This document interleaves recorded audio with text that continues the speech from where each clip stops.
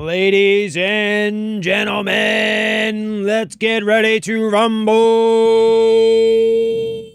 Good morning and happy Tuesday. You absolute studs. You absolute stud muffins. Good morning, gentlemen. Happy Tuesday. Hope you're having a wonderful morning so far. I'm actually having a pretty good morning. I had a phone call this morning with a potential job. It's going to be like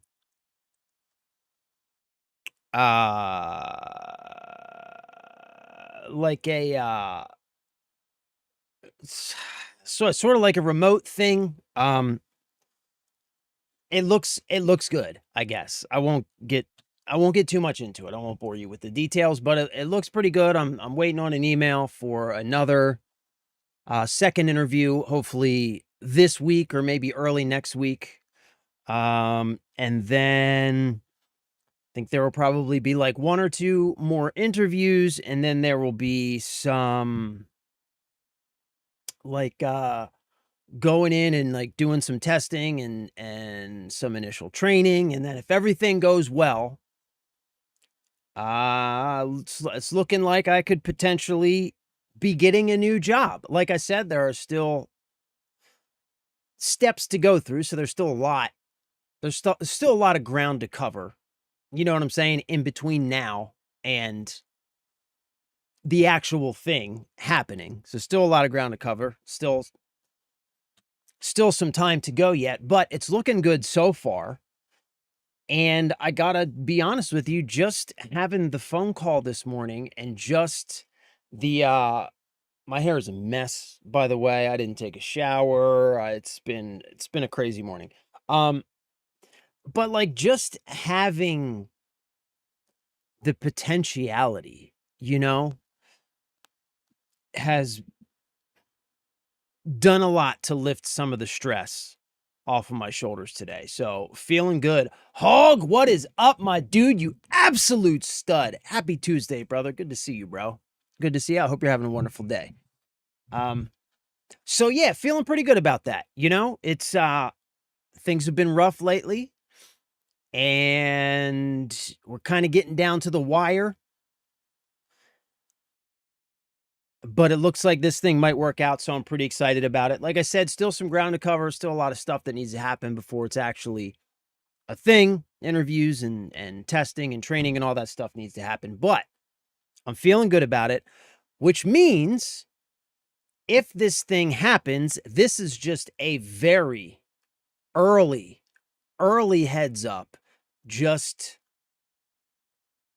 you know what I'm saying? This is just a very early sort of mentioning a potentiality, a possible potentiality, which means that if this thing does go through, the streaming schedule is likely to change dramatically when that happens. Like I said, it's probably not going to happen for a little while still, so maybe like in the coming month or two, but there is a potentiality that the streaming schedule may be undergoing a significant change within the next month or two. Of course, I will keep you all posted so that, you know what's going on.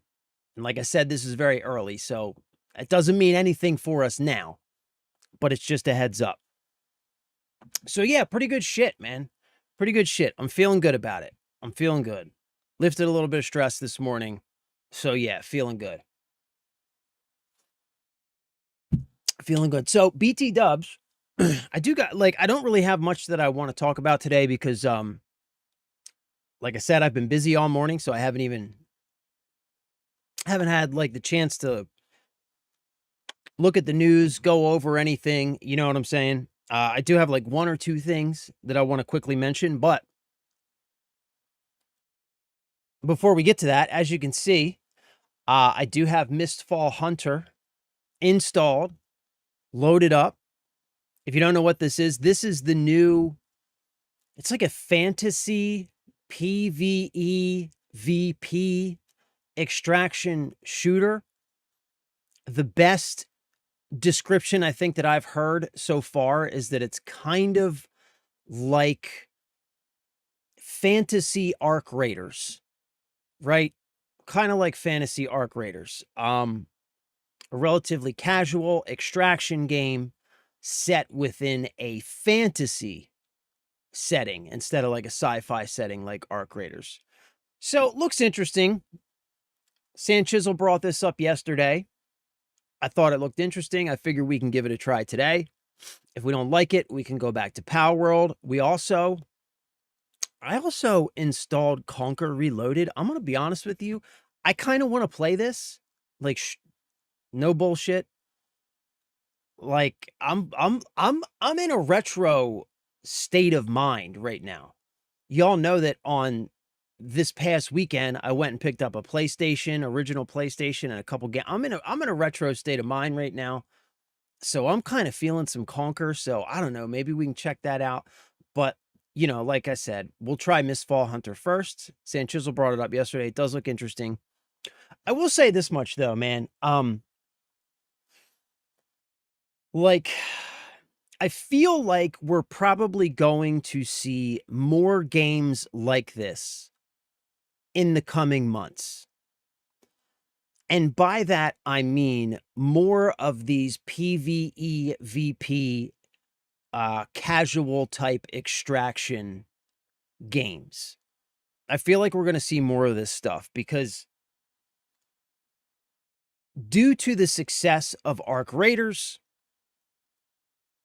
it just to me seems obvious that we're going to see more studios trying to cash in, trying to capitalize on the inroads that Arc Raiders has made into the gaming community, right?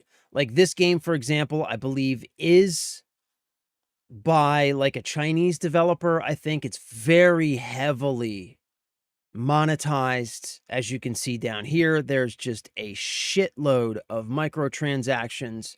So, you know,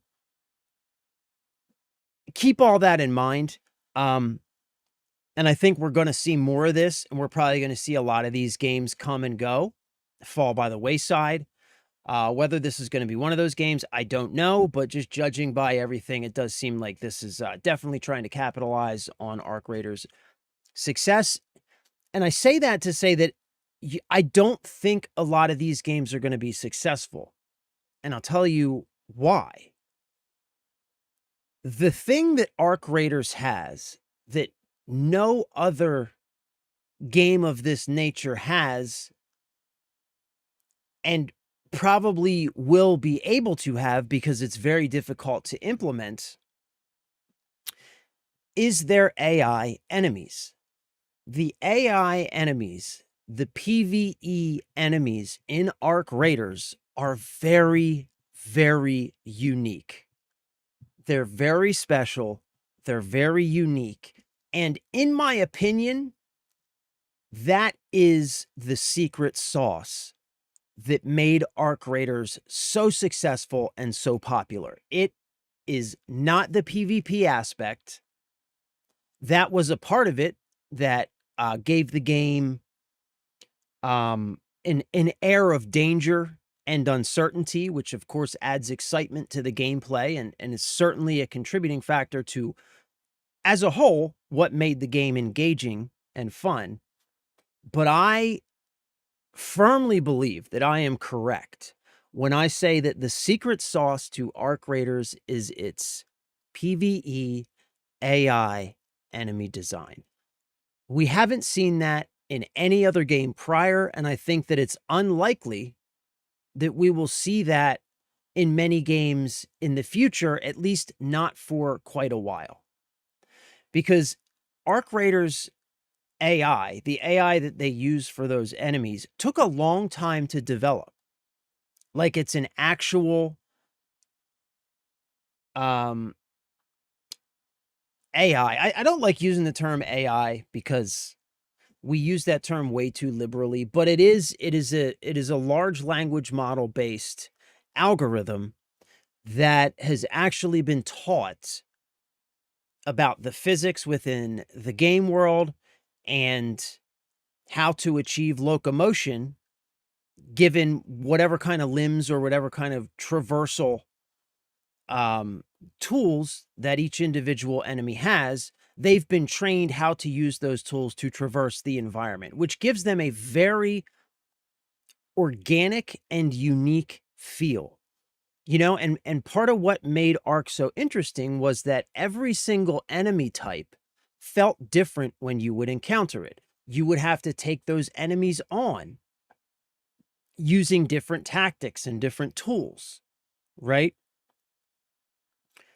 And that for a long time kept the gameplay fresh and engaging, right? Because one of the things that makes PvP so engaging is that when you're dealing with humans, you're dealing with something very similar. You're dealing with something, you're dealing with an intelligence that is making decisions based on feedback from the game world that you're existing in. And these AI act in very limited capacity, but in much the same way, at least in terms of the locomotion. And I think that was the secret sauce for Ark Raiders, and it's something that none of these other extraction games have.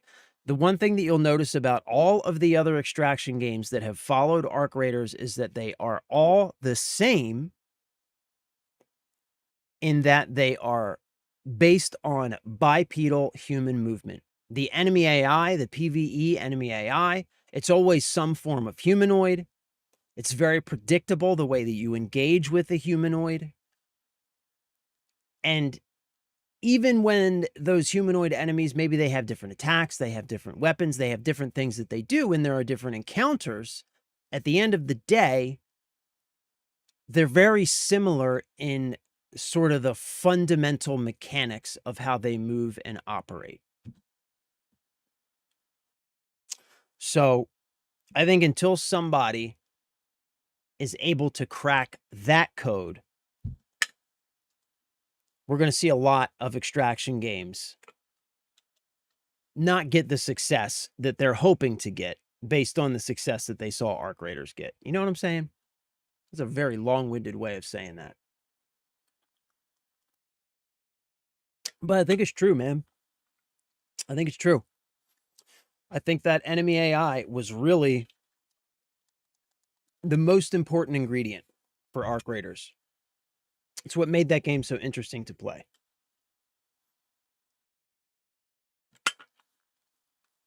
All right, sorry. So yeah, we're going to jump into Mistfall Hunters. I think we're not going to waste a lot of time. There's a couple things I want to talk about, though. Like one or two. Not many.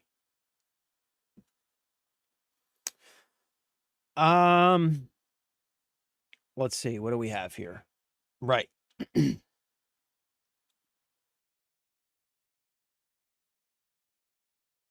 All right, so recently we saw Xbox bring a few classic Xbox games into Xbox Live.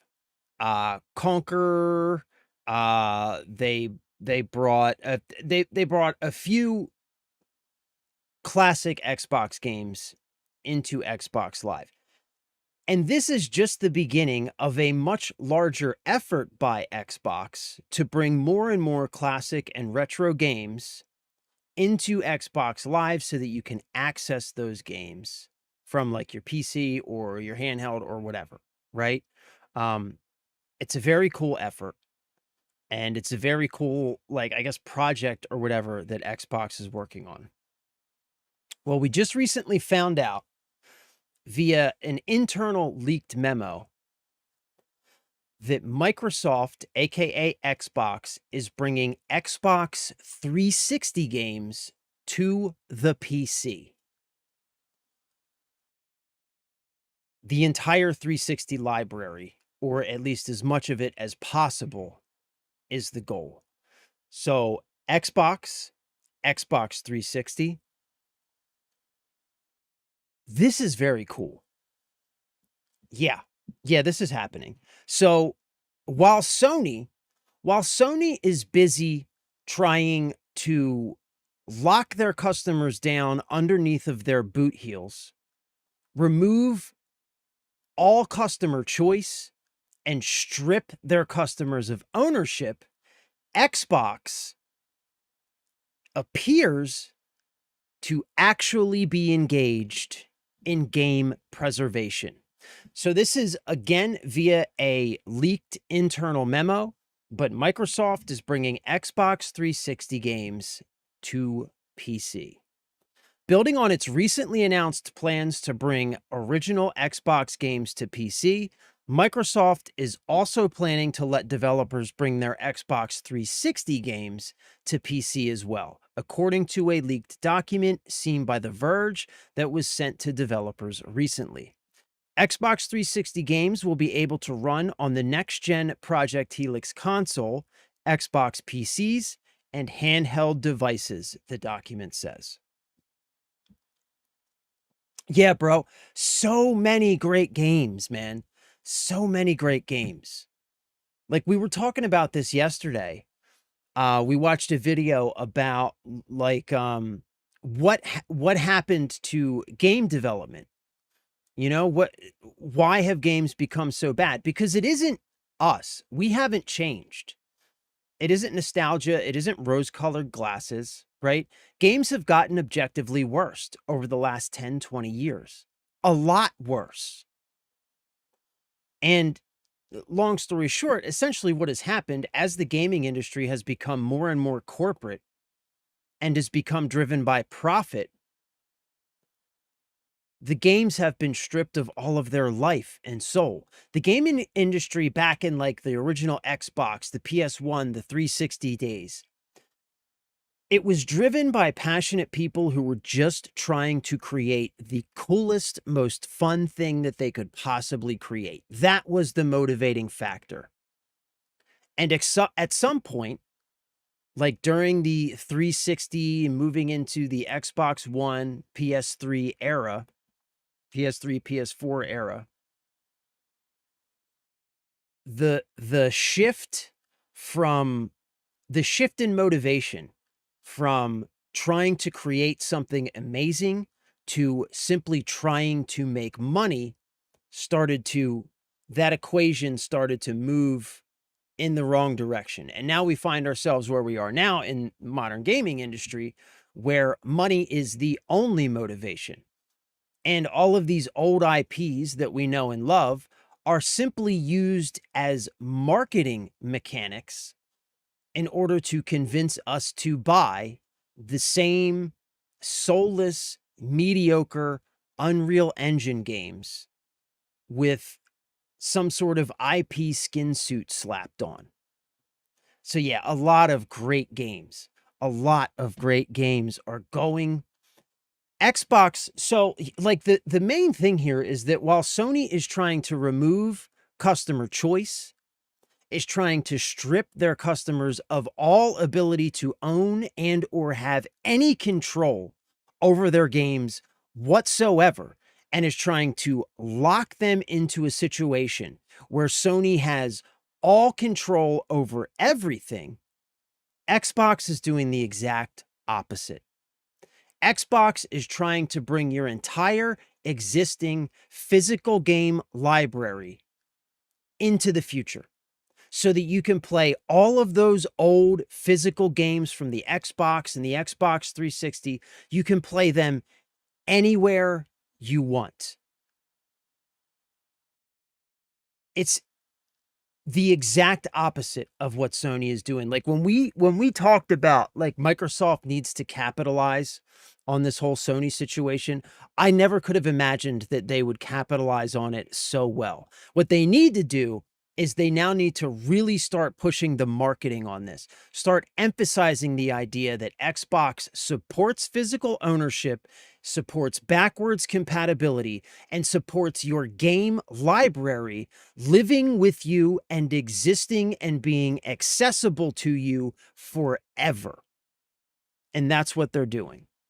So Microsoft has already said that Helix will play PC games, So making these older Xbox titles available on PC helps build a broader Xbox library that can travel between devices, similar to what's already possible with Steam. Creating all these digital licenses also helps set up for a future of consoles without disk drives. Sony has already declared game discs dead, and Microsoft may follow. Now, this part of it I don't like and I don't agree with, because I don't see how this needs to necessarily fit into the larger picture, because the other component of what Microsoft is doing here is that all of this is part of the digitize your physical library initiative that Microsoft has been working on and talking about, right? Where they're going to bring all of these old Xbox games, all of these old Xbox 360 games, they're going to bring them all into the Xbox Game Pass ecosystem to make them all available, whether you're on an Xbox One, a Series X, a PC, a handheld, whatever. You log into Xbox Game Pass, and you're going to be having all of these retro games are going to be added to those libraries, and they're going to become available. So if you have a disc for those games with the disc to digital initiative, essentially what that disc does is it entitles you to access to the digital version of that game. And as long as you retain ownership of that disc, as long as you have physical access and control over that disc, as long as you keep that disc, you are going to continue to perpetually have a digital license to that game, so that you can continue to access that game that you bought however many years ago on your hardware as your hardware continues to update and move into the future. Like, that's the whole digital to disc initiative. So if that's part of the initiative, then why do they need to make a new console without a disk drive when they could just make that console with the disk drive? And moving forward, all new Xbox games are automatically going to be enrolled into this initiative. So if I walk into GameStop and I buy a game for my Xbox Helix on disc, I bring that disc home, I put it into my PC or the Xbox Helix, and immediately that physical disc registers a digital version of that game for me. I can then put that disc back into the case, keep that disc for ownership and security reasons so that I retain ownership and control of that disc, and I can now access that digital copy unless I sell or give that disc to somebody else, and then they register it under their account. But this is all part of the larger initiative. So I don't see what this last line has to do with any of that, aside from the fact that all of game media right now is trying to run interference for Sony. And I see this last line as just part of that, right? Like, it's this totally disconnected idea that is doing nothing but running interference for Sony. Never trust game journalists. You know what I'm saying? Never trust game journalists. With 360 games, developers can opt into making them backward compatible, and they will have control over things like a game's price and if it's available on Game Pass. So if you don't own a physical copy of that old Xbox or 360 game, you'll be able to buy it on Game Pass. But if you do own the physical disc, then you won't have to buy it. You'll already have a license to the digital version. The feature is expected to have a gradual rollout between 2027 and 2028 across next-gen devices. The full launch of the original Xbox games on PC is also set for October 2026. The initial program, announced in July, included just 4 games. Just 4 games, by the way, is a big fucking deal. When's the last time Sony offered any backward compatibility at all? What, the original launch version of the PS3, which they fucking removed in the very first revision? The fact that Xbox is even bringing old original Xbox games into the Game Pass library so that you can continue to play and access those games if you own a copy of them is already so much more and exactly opposite to what Sony is doing. Again, game journalists, man, don't ever trust them. I hate to be that guy because I do prefer Xbox overall. I don't think it's Xbox trying to preserve. I don't think it's them trying to preserve either. But I think it is a side effect of what they're doing. It's them trying to finally have a reason for gamers to stop leaving Windows by trying to go to Steam route with Xbox. Yeah, absolutely. I agree. Unfortunately, Microsoft doesn't care about preservation, and it was proven in their last lawsuit in Brazil, sending their 12 lawyers to just lose against consumer protections. Yeah, I agree. I don't think they're trying to preserve either. I don't think that they're the same, like the same as I don't think that Steam, I don't think that Gabe is um an altruistic good guy just out to do good for gamers. That's bullshit. He's out to make money, right? Same with Xbox. So yeah, I don't think they're trying to preserve, but I think that it's a natural side effect of what they're doing, right? What they're doing is going to result in game preservation to a limited degree simply by virtue of the fact that you are now going to be able to take your existing physical game library, convert it into digital, access it on newer devices, so that you can then protect and preserve your original hardware without having to use it and still be able to play all of those great old games that you have. So yeah, I agree. They need to save the OS. This is their best opportunity to do that. I agree. As well as quiet the community as they go the route of removing physical without actually doing it as loudly as Sony did. Yeah, and I think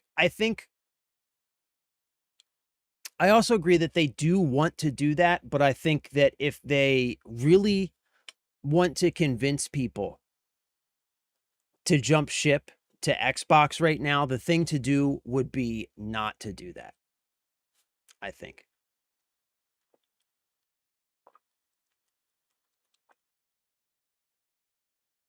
My biggest question that no one has asked: what happens to your physical / digital converted game when / if you lose your account? Well, you still retain access to the physical copy, right? Um, which is the whole point, which is why we always argue for physical ownership, right? Which is why we argue for physical ownership, which is why I see this as a much better solution than simply buying a digital copy. Because if you just buy a digital copy of a game, you lose access to your account. Well, guess what? You've lost that purchase. It's gone. In this situation, you can safely create a digital version of your physical game. If you lose access to your account, you still always have that physical disc. You can create a new account if you want, or just play it on the original hardware. If you put that game under your account, you wouldn't be able to sell the physical disc because it's already claimed on your account. That's not true. That's not how it's going to work. The way that it's going to work is that the whole idea behind this physical to digital thing is that by putting the disc into a machine and connecting it to your account and registering a digital version, what it does is it creates it like it somehow like creates like a hashtag or like a hash or something between the license on that disc and your account, creates a unique identifier which generates a digital license for you connected to your account. But if you sell that disc or give it to somebody else and they put it into their account, they can then register it to their account because they now have control over the physical disc. And what it will do is it will generate a new license against their account and deactivate the license on your account. That's how it's going to work. They've already talked about that, which again, like, I mean, honestly, man, I think that this is the best possible compromise that we could we could have, right? Like, I still think that digital distribution is bullshit, but at least this gives us a way to just have more access to the games that we already own and be able to play those games on whatever hardware device you happen to have. I see this as a win. Yeah, they said you can revert claim to resell, but nothing about lost account access. Right, again, but if you can revert claim to resell, like, it doesn't have anything to do with the account. You know what I'm saying? Like, if you have the disc, you have the license. Right? So if you lose your account, like, create a new account if you want, or just play on the original hardware. But either way, you still have the disc, right? So same as if I gave that disc to somebody, they just register it on their account. Same thing if you lost access to your account. But again, like, the whole losing access to your account thing is a much larger question around digital distribution, which this is a different conversation, I believe. Regarding the retaining the physical copy, if looking at the fine print, not if you redeem the digital conversion. States you can convert the disc to your profile to claim it as digital and play wherever you use your account. Then if you choose to sell, you release it from your profile to be able to trade, sell the physical copy. That definitely sounds like you need to release it from your account first. Yeah, I don't know, maybe. It's like the old school Adobe. You have to disconnect the license before you can reactivate the same license. Yeah, maybe. Maybe you do. Maybe you do. So if you lose access to your account and you don't disconnect it first, maybe you can't create a new. Yeah, maybe. Yeah. That seems to, of course, why wouldn't they, right? Why wouldn't they, when they could absolutely make it automatic? Right? Like, why wouldn't they not? Why wouldn't they just make it more difficult? Yeah, probably. Yeah, you're probably right. That's probably exactly how it's gonna work. Probably exactly how it's gonna work. But again, I mean, it goes to the larger conversation around digital distribution, right? I still think that it's a better solution than just buying a digital copy, because even in that case, right? If you lose access to your account, you still have the physical discs. You can still put it in like your Xbox or your 360 or whatever, and you can still play it, right? You just can't create another digital copy of it. It's just sad Brazil has better consumer protection than the U.S. Yeah, it's very sad. I mean, bro.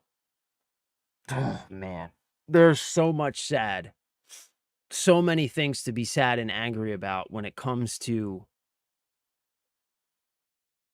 just the US in general, consumer protection, the foods that were given, medical, I mean, the list goes on, right? The so-called richest, freest country in the world, where the citizens are completely second rate to the corporations, the corporate entities. The corporate entities have all the rights, you know, they have all the protections, they have all the controls, while the citizens are just given the scraps if we're lucky. It is sad, man. It is sad. It's very sad.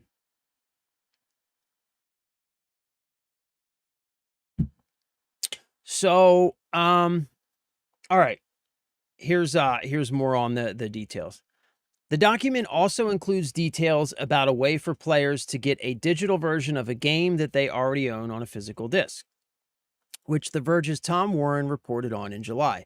The document says that if a player puts an Xbox One or Series game on disc into an Xbox One or Series X console with a disk drive, they'll be granted a digital license that's bound to that disc and the player's account.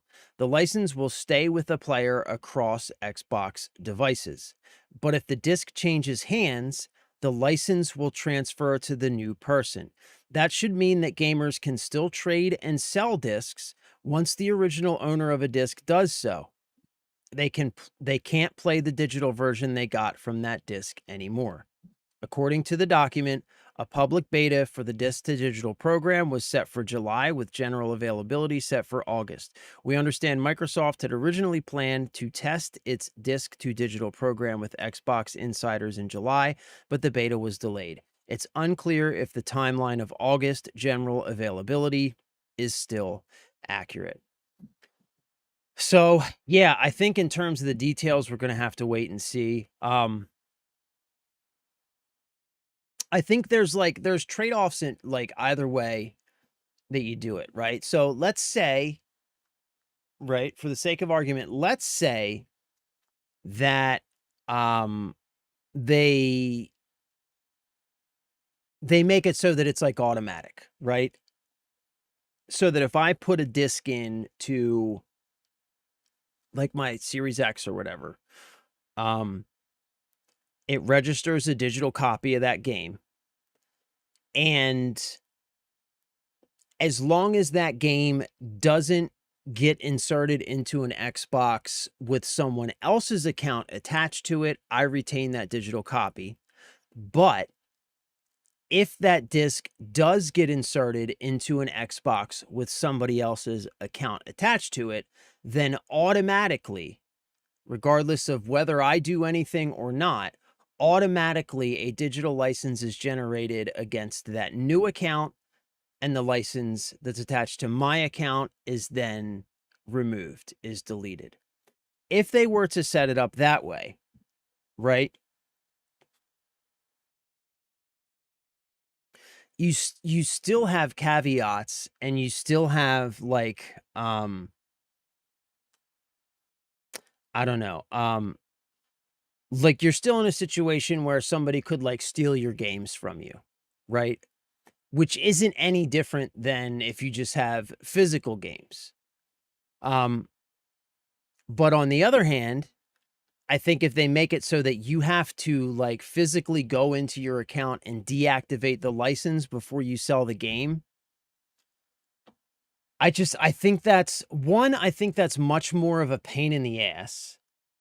Two, I think that sets up a situation where you're going to make buying, selling, and trading existing physical games much more difficult.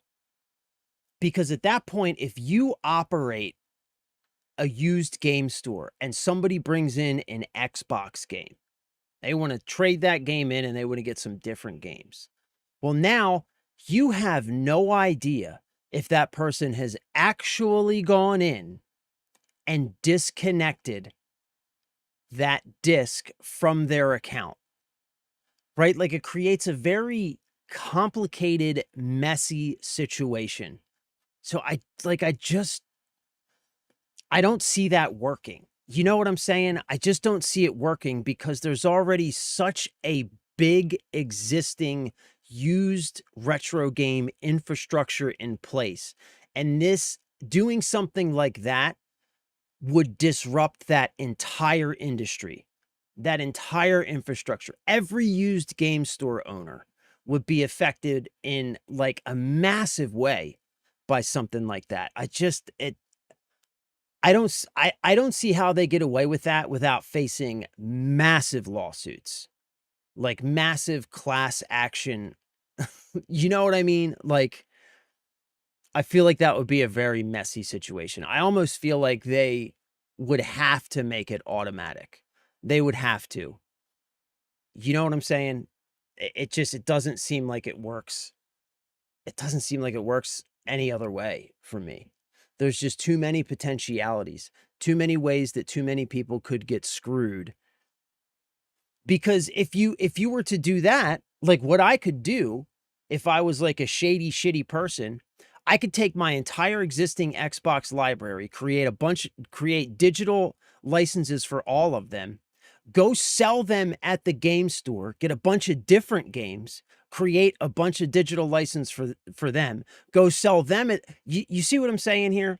Like, there's just no way. There's no way they get away with that. There's no way.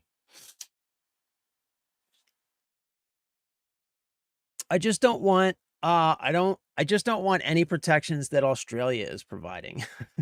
An update on GTA Online. You can't even play cards in your house anymore because of that gambling law. Yeah.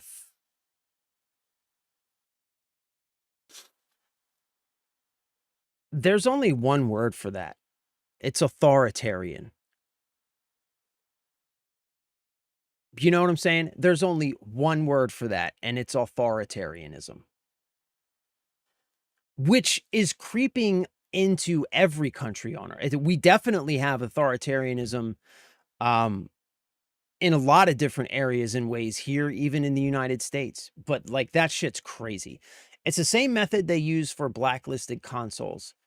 They have to test it before transaction. Where this might hurt is the eBay markets of the world. Buy a game, claim, and immediately sell bricked disc. Same applies for fakes, similar to what's happening to high value Nintendo cards. Yeah, I think it just creates too many potentialities, man. You know, I think that yeah, I think too many potentialities. And like, look, there's a huge difference too at a game store between having to test a console and having to test an entire stack of games, not only to ensure that they work and boot, but to ensure that they don't have a digital license attached to them. Like, there's just no way, man. There's just no way. Like, the more I think about it, the more it seems just completely. It seems like an incredibly undue burden that you would be placing on the entire used game market. And the backlash from that is going to be far worse than any praise they would get for offering a disc to digital solution. People just aren't going to use it if that's the case, right? Because what you're going to get is you're going to get game stores that like are basically going to just say we no longer accept Xbox and Xbox 360 games because we have no idea whether or not those games have been registered to it. You know what I'm saying? Like it just I don't know, man. I don't know, bro. It seems way too messy to me. It has to be automatic. It has to be. You know what I'm saying? It just has to be. It has to be automatic and easy or else it doesn't work. Yeah. Because there's like people are shady, man. And you know damn well that there's going to be like entire industries of people out there doing this shit, you know? I'm sure if this is the actual plan, they'll have a multi-disc checker tool. Feed it into the slot, place the box into designated area. It verifies and re-sleeves the disc plus box for pre-owned deploy. I mean, maybe. That's a lot though, man. But no disc is protected from copying. Yeah. Yeah, that's true.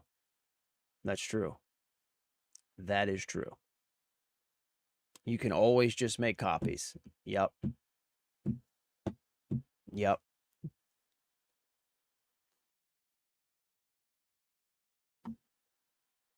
Yeah, so I don't know, man.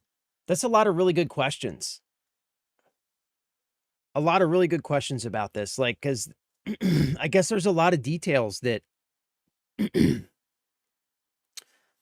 like you really have to have nailed down for it to work in a way that makes any sense at all. You know what I mean? There's a lot of different potentialities to consider. A lot of details to hash out. So yeah, I don't know. It'll be interesting to see how they do it. What direction they take. I'm inclined to believe that like just making it automatic is probably the safest and easiest option for them and everybody else. Because like as far as like copies and stuff like that go, like as a retro game enthusiast, right? you protect yourself against copies by retaining physical security over your collection, right? Um, and you retain your access to your physical or to your digital licenses via the same method by retaining physical security over your collection. So to me, it just makes the most sense that it's automatic because the only way, at least as far as I can see, that the existing retro market is able to continue to operate freely without hindrance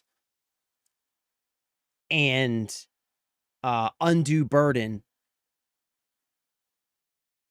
on the shoulders of everybody involved in it, really. The store owners, the collectors, everybody. You know what I mean? Like it seems it has to be. It has to be automatic. You wouldn't download a car. I absolutely would if I could. Those anti-piracy ads are going to have a comeback. Yeah. Fuck, man. Those were awful. Like, how unconvincing can you be? You wouldn't download a car. I would. If I could figure out how to download a car, yeah, I abso-fucking-lutely would. If I could download a car as easily as I could download an MP3 on LimeWire, yes. Yes. I'm downloading a Honda Civic. Right? Like, the fuck? What are you even talking about? I didn't even know 3D printers are getting really good. Yeah. Yeah, they are, man. 3D printers are getting impressive. And especially now, we've got metal 3D printers. And they're becoming more, they're still like crazy expensive. But like every day, they're getting cheaper and cheaper and more accessible for like the home user. Like you already see some states outlawing 3D printers in the so-called land of the free. It's crazy. It's crazy, man. Absolutely bonkers. So the other thing is related to this that I have right here. So it looks like devs, it looks like devs won't have to do any engineering work to get Xbox 360 and Xbox games on PC. Microsoft's Xbox PC emulator handles it all. Backwards compatibility, who does what? Microsoft handles Microsoft-built emulator, local PC execution, certification and compatibility testing, storefront ingesting, listing and merchandising, player support, updates, regressions, and ongoing maintenance. The developer provides decisions, not engineering. Title opt-in confirmation, commercial parameters, price, Game Pass promotions, and the brand sign-off. So essentially what Microsoft is trying to do here is they're trying to make it so that all that the developer has to do, if you've made like an Xbox game or an Xbox 360 game in the past, like all you have to do is tell them, yes, we want to make our game available via this backwards compatibility thing. Yes, we want to enroll it in the physical to digital program. Yes, we want to have it listed on the Game Pass store. And that's it. Like, you just need to tell them, and they handle all of the back end work, which is super cool because I think that means we're going to end up seeing a lot more games actually get folded into this, right? Because if they put all of that work onto the developers, like a lot of those developers don't even exist anymore.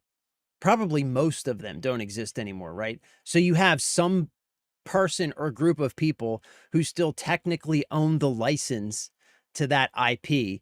And so all that person needs to do is just sign off and say, oh yeah, make our game available. We'll make more money from new sales of a game that we made 20 years ago. Yeah. Add it to the store, right?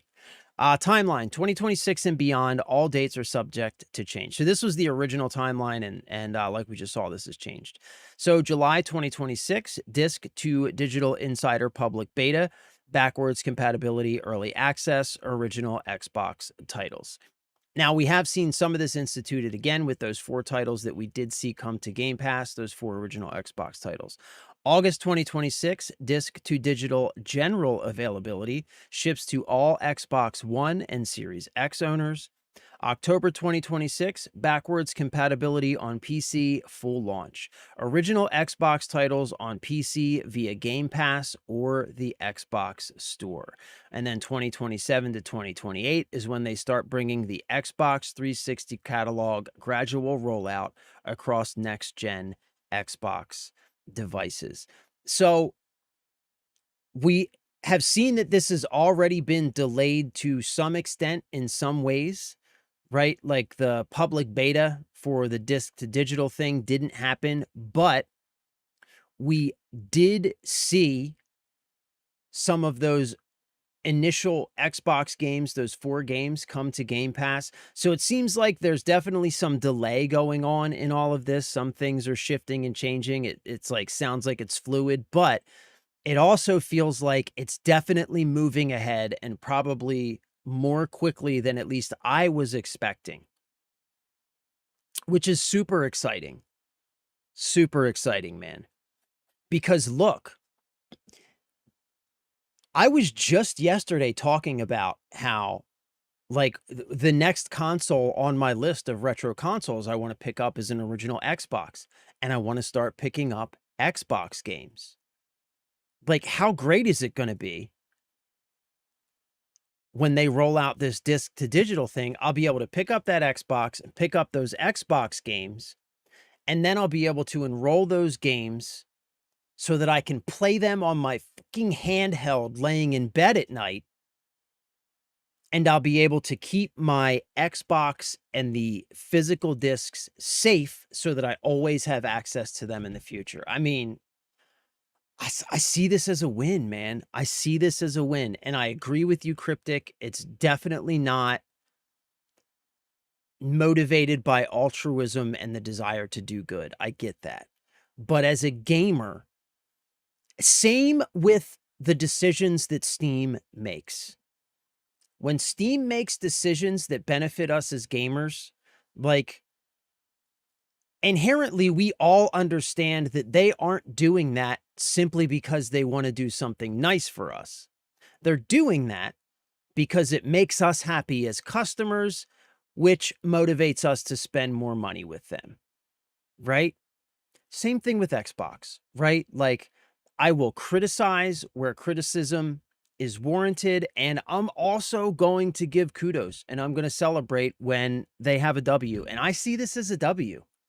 Like, all of the small little details and things that we can go back and forth about aside, I see this as an absolute W. This is a big win. This is a big win for retro gamers and just gamers in general. It really, really is, man. I really think it is.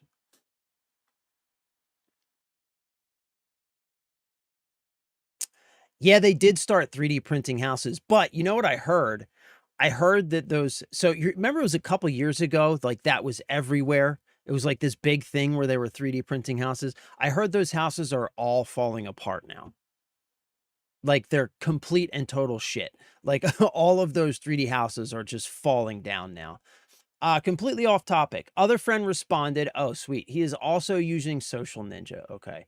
He did make the jump from the same you're using and mentioned the exact issues you currently have as the reason. That's funny. That's funny. But so he's made the leap though, and he's happy. Like, so as somebody who's used caffeinated and gotten off of it and gone to Social Ninja, he's happy with making the leap and putting in the effort to do that. Because if so, I think I'm just gonna have to just I'm just gonna have to buckle down and do the same thing. I'm just gonna have to get through it. I'm just gonna have to sit down like one weekend and just get it all set up so that it works.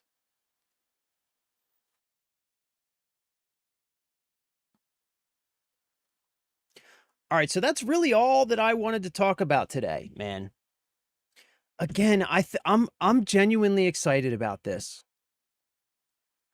I think that Microsoft needs to they need to keep moving forward with this. They need to be smart about how they implement it.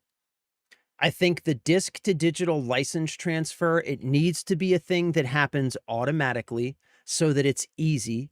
So that if I have an Xbox 360 game, I have it registered to get a digital copy on my account. I decide that I want to go to my local retro game store and I want to trade that game in for a different game. I shouldn't have to do anything on my end. I should just have to trade that game in. And when the next person buys it and registers it to their account, it will simply remove the digital license from my account automatically. I think that's how it needs to work. So they need to keep going forward with this. They need to be smart. They need to do it correctly. And they also, my opinion, they need to be very deliberate in marketing about how all of this is in support of physical media. They need to make an announcement that the Xbox Helix platform will have a disk drive.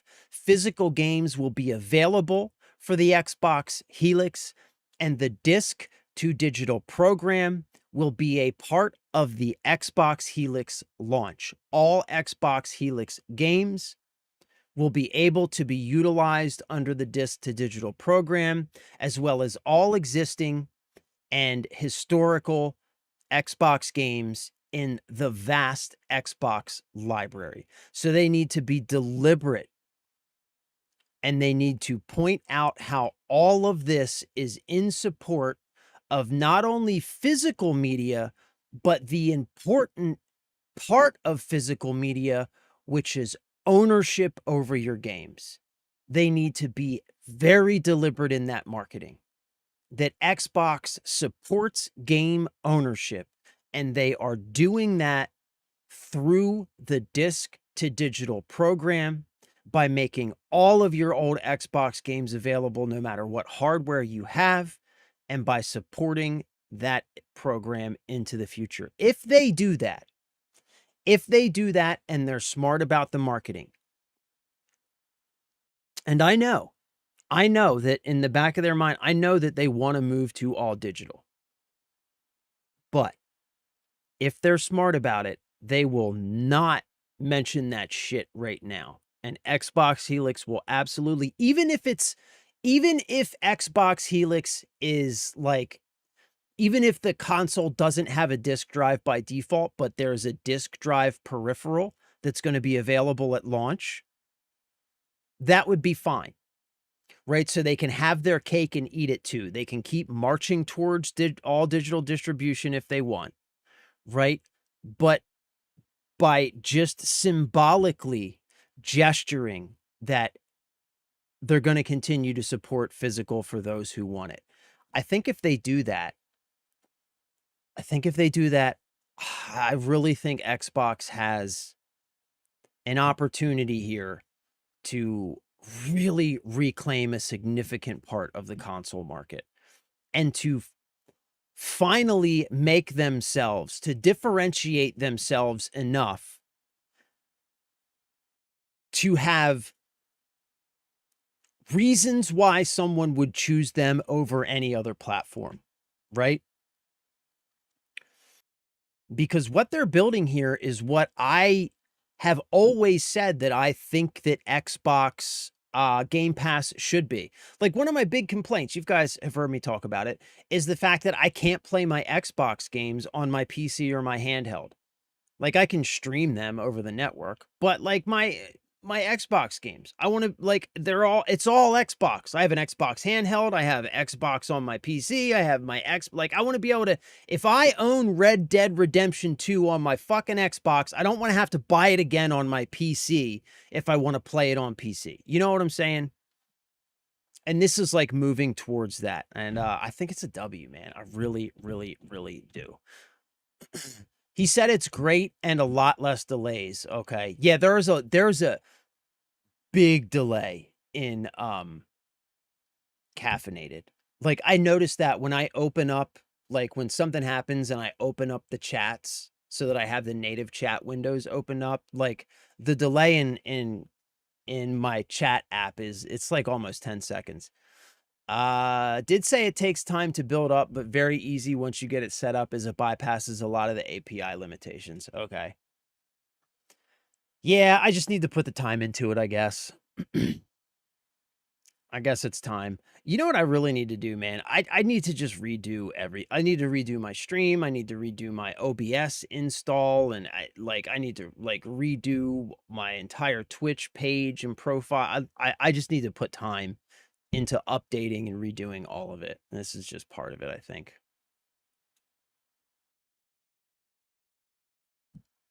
All right, Miss Fall Hunter, let's do this.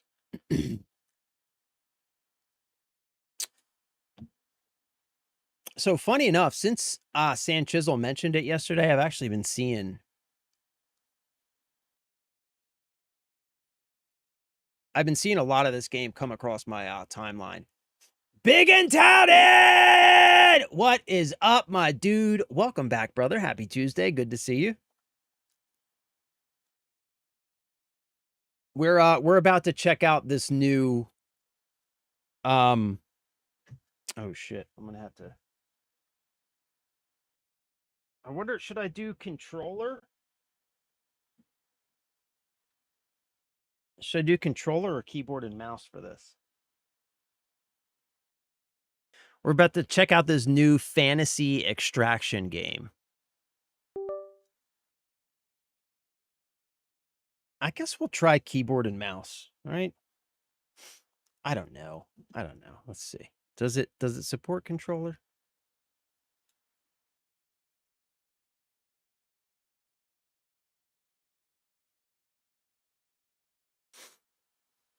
I guess we'll try keyboard and mouse. F it.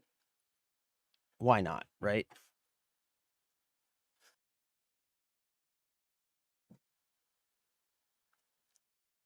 Game announcements. Event announcements. What are the event announcements? No announcements. Confirm.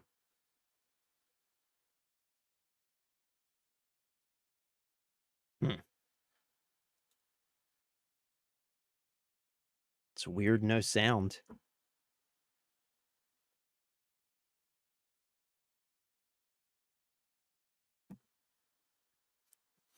The blood of the fallen gods has spread to the mortal realm, forming Gildenblad and Gildenmist.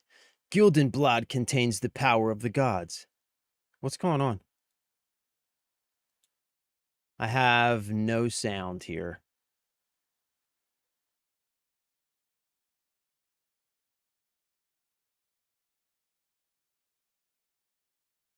Yeah, I have no sound. Something's not right.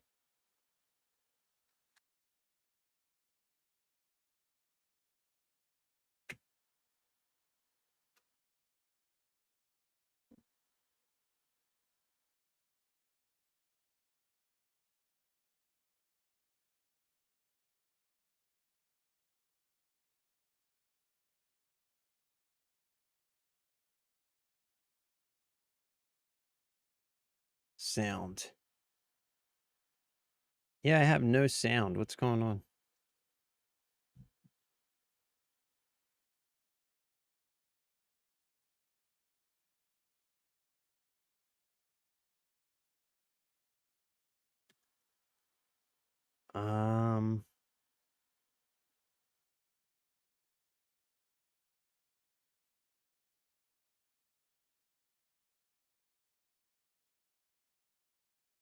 Okay.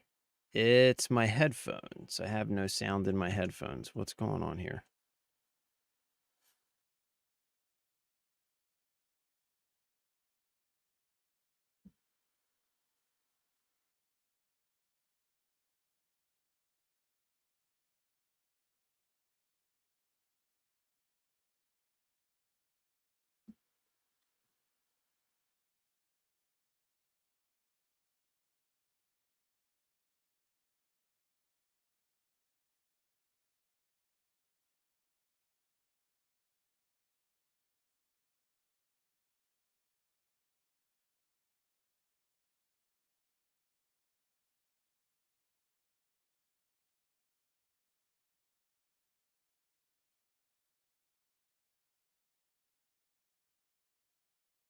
Oh.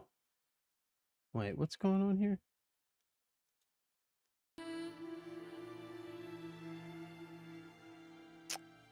Son of a beach.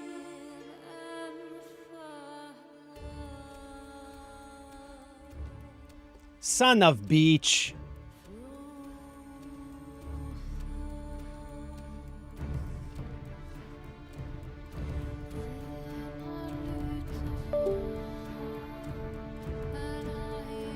Son of beach.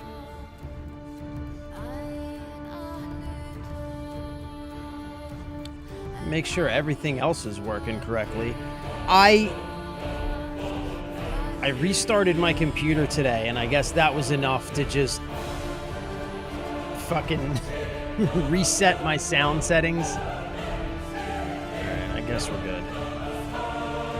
There we go. Alright, that's better. That's better. Oh, you know what? I'm gonna have to do this too. Because we're definitely gonna have to... this is the only thing I don't like about keyboard and mouse, man, is like this is why I've defaulted to a controller so often, is because it's like, with the one thing about keyboard and mouse is every fucking time you start a new game, you have to spend 3.5 days going over keybinds and shit. You know what I mean? Like, it's such a pain in the ass. That's why I just usually just go to a controller if I can.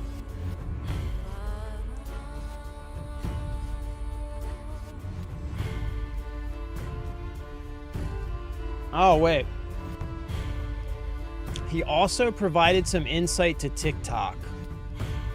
The reason you're probably getting hit with checks flags is your format. He does similar chat before play, but if he opens TikTok while during the just chatting, he gets hammered. So he switched Twitch TV, YouTube first hour, then soon as gameplay starts, he launches TikTok. Oh, okay. I mean, like, it's more than that, though, for me, man, because it's also the fact that none of my content on TikTok gets pushed out to the algorithm. Like, literally,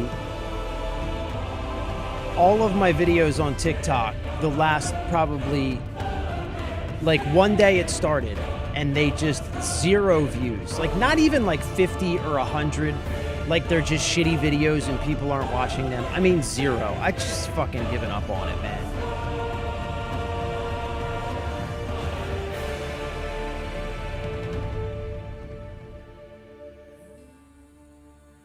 All right, okay, cool.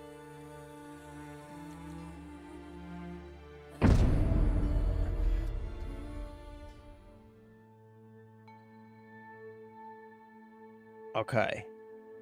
So we have mercenary. So this is just kind of like a warrior. We have sorcerer. I guess this is going to be like a ranged class. Sorcerers wield complex spells and gestures to unleash forces far more devastating than conventional arms. Staffs are their preferred weapon. Beyond their formidable offensive power, different schools of spells boast a variety of magical abilities that can shield allies or enhance their combat effectiveness. However, sorcerers are less adept at hand-to-hand combat and should steer clear of close engagements. Black Arrow. Okay, this is some kind of archer. Black Arrows stand out as superb scouts and snipers. Known for their swift movement and expert archery, they can eliminate key threats from a distance or use their tactical skills and knowledge of the terrain to scout enemy positions or provide advantages, tilting the battle in their favor. Shadow Strix. All right, I guess this is a rogue. Shadow Strixes, masters of stealth and assassination, strike from the shadows using any and all means to take down their targets, be it through stealth attacks, backstabbing, or ambushes. They're experts in using poisons and curses And their mastery of daggers as well as other short weapons allows them to excel in close combat, allowing them to deal fatal damage very quickly. The Seer, what's this? Some kind of healer? Yeah. Devout followers of the goddess of life, seers channel divine magic through prayer and sacred arts. They skillfully guide the life essence bestowed, so this is a healer. Okay, and then there's the Withered Knight. Ooh, these guys look cool.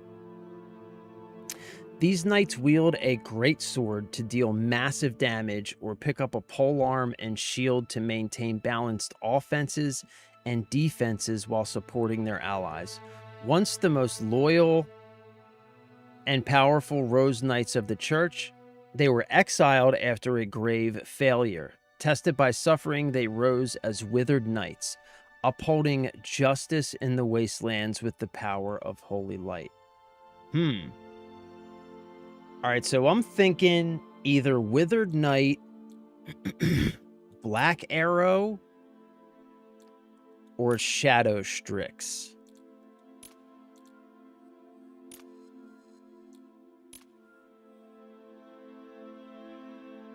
I mean, the Withered Knights have, like, the coolest looking armor.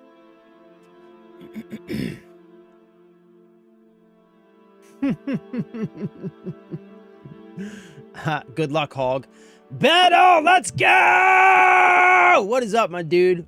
Welcome back, brother. Happy Tuesday. We got ourselves a potty party. Fuck yeah.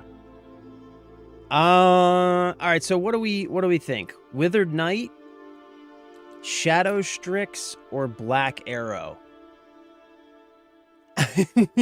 No. I did not finish Crimson Desert. But this is not an RPG. This is an extraction game. It's a fantasy extraction game. So it's different. It's different. It's not an open world RPG. Fantasy extraction. So it's different.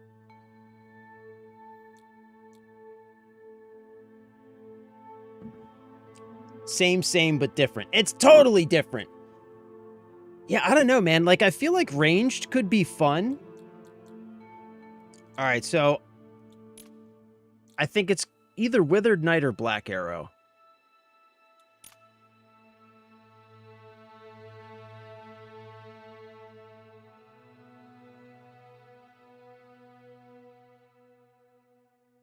Let's do Black Arrow, yeah? Archer is my pick. Yeah, I'm with you on that. Okay. All right, let's do Archer.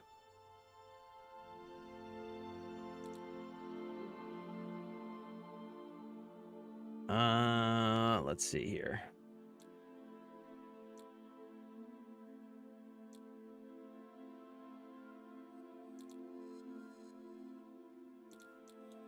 It says females.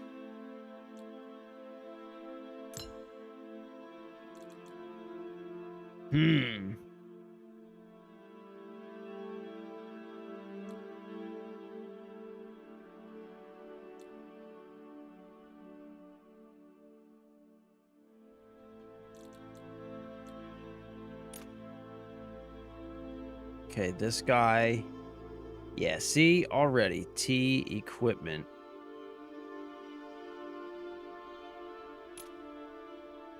Oh, that's to show equipment.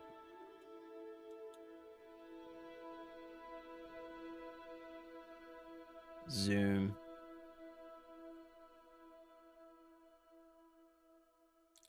Okay. All right. Skin tone. All right. Skin glossiness? What? Oh my god, dude, shiny as fuck. Skin type? Huh? There we go. We got to get some hair on our chest. Yeah, there we go. Get some hair on the chest. All right, hair color. Brown hairstyle.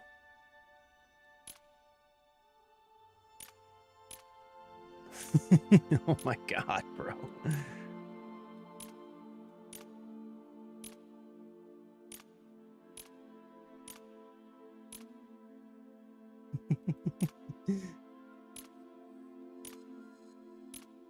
Yeah, what? My guy. Not the look, homie. There we go. There we go. All right, there we go. Hair glossiness. What is with the glossiness?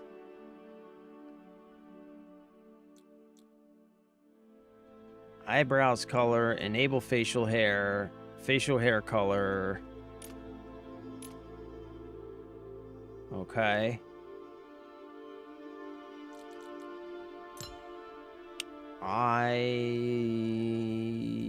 Okay. Eyeshadow type. What is this changing? I don't see that changing anything. Eyeshadow color? Huh? Okay, whatever.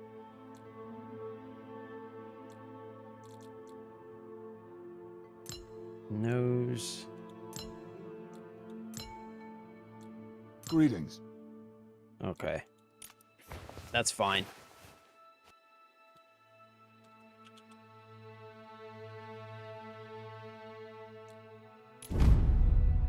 This name is already taken. Get fucked up the pooper.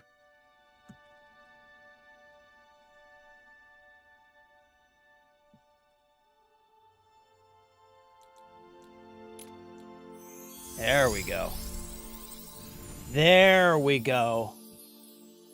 Yeah, good call, Battle. I do have these. I do have these. I'm trying to transition to these things. Blood begotten. Blood broken. I wish I could get into these extraction games. Tarkov destroyed my want to ever try these again. I have never actually played Tarkov. And I feel like that's probably a good thing. Just I think how long do you plan I on probably looking at that? shouldn't. You can Yeah, look Ark as does much have as you great like PvE. later. I was Right talking now, about that you earlier, might want to Spider. run. The Gildan Mist is coming. The Gildan Mist is coming. Oh my god. What? Yeah, I was talking about that earlier, Spider. I honestly think that for Ark, the secret sauce of that game is its PvE.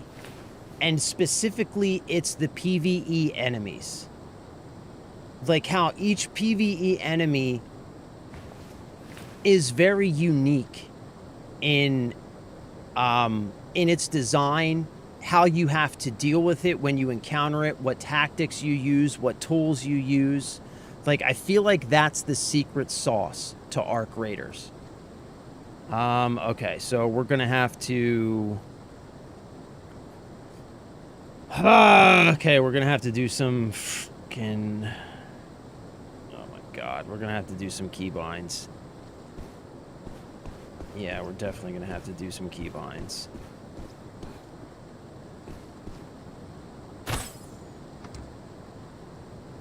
Okay.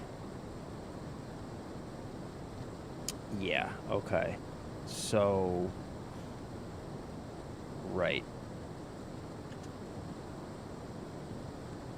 Yep. We're gonna need to do this. Let's duplicate. Rename. This is why I like a controller. Right here. This is why.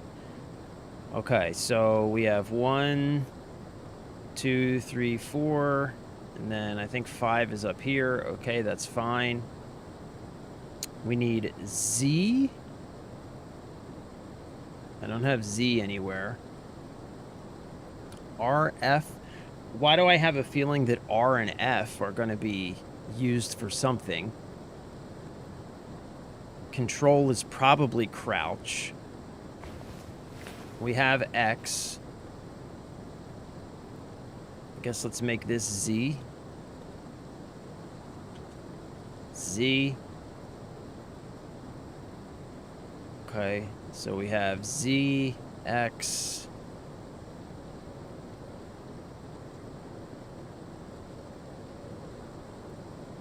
We have Q and E. Alright, that should be fine for now. Alright. Alright, so we can switch between this stuff.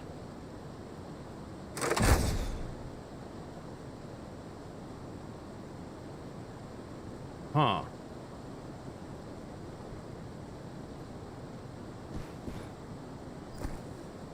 What? Okay.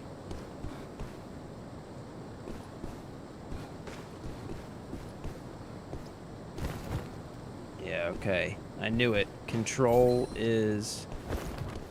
No, that's shift. So what's control? Yeah, control is crouch. I knew that. Alright, so shift is dodge. Stay true to the path, Guild Hunter. It is yours to follow.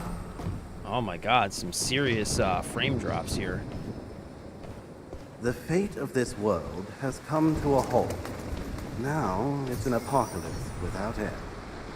Yo, what is with these frame drops, bruh?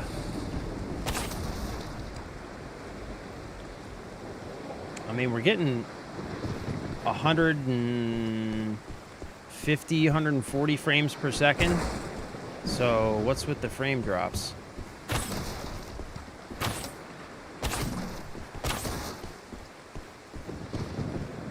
The corroded. Remember how to fight? Take it down.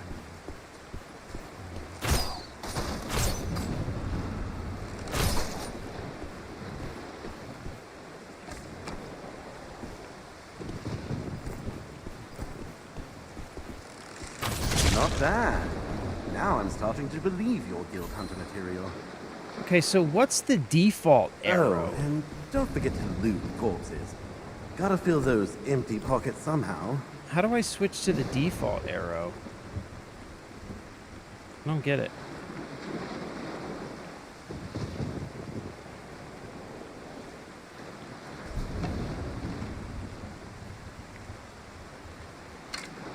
Ah, okay, you just hit it again. You hit any one of the special arrows again, and it'll switch you to the default arrow. Okay, we need to...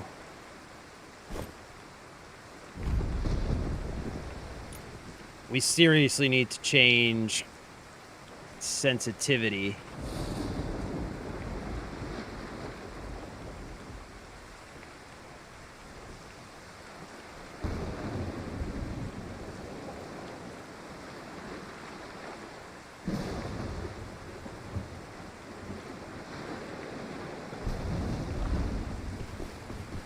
Okay, that's a little bit better. That's a little bit better.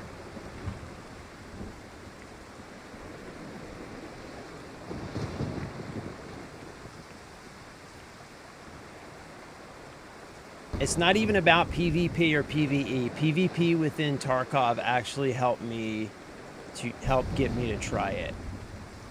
Anyone else's significant other tell you not eat something like leftovers, then sits for a week and get yelled at for eating or throwing it out, or is it just me? My wife yells at me for not eating enough, bro. There's level 0 extraction. I own it, but haven't launched it yet. Mostly unique. I've never heard of that one. This is why I always carry an Uno reverse card. When you catch them doing the same, just toss the card. I feel like the creators of Ark just watched the Tom Cruise movie Oblivion too many times. Oh, wait, we can loot. What's this? Simple leather bracers. Alright, equip. Healing elixir. Pick up. Okay. What's this? Minor healing elixir.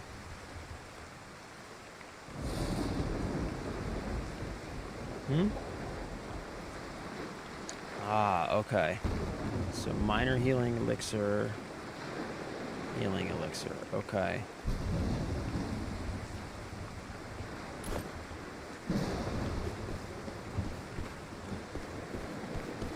Okay, that's a little bit better. Check this dude out.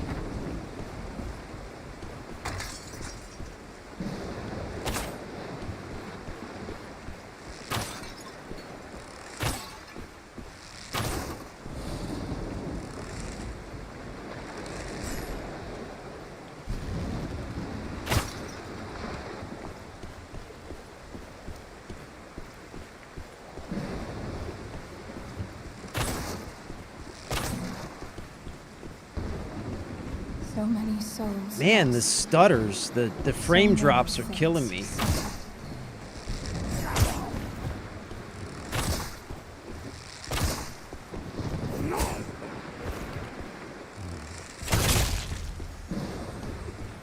Frame drops are killing me, man. Linen fabric, healing elixir. Okay. Okay. So let's use one of these. Let's use another one of these. Okay. Okay. Who's this poor fellow? Doesn't matter. The He's third got on him. person perspective in this is like, it's feeling kind of weird to me. I don't know why. Those potions can help restore your condition. Bro, what is with these frame drops? This is awful. Press F to loot corpses. Use healing elixirs to restore health. Yo, these frame drops, man. I don't know if I'm going to be able to do it, bro. This is like, are you guys seeing this? It's awful. Oh, that guy looks pretty dangerous. Watch out. So what is, like, what are these different arrows? What do they do? There's no...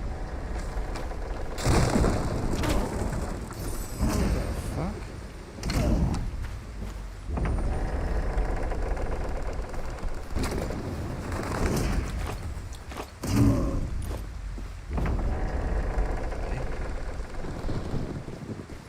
Yeah, these frame drops are really, really killing me, man. Yeah, this is awful. I mean, should we try adjusting something? I'm getting over 120 frames per second, though, so... What's with the frame drops? Vertical sync off. Maybe I should... Maybe let's try limiting the frame rate to 120.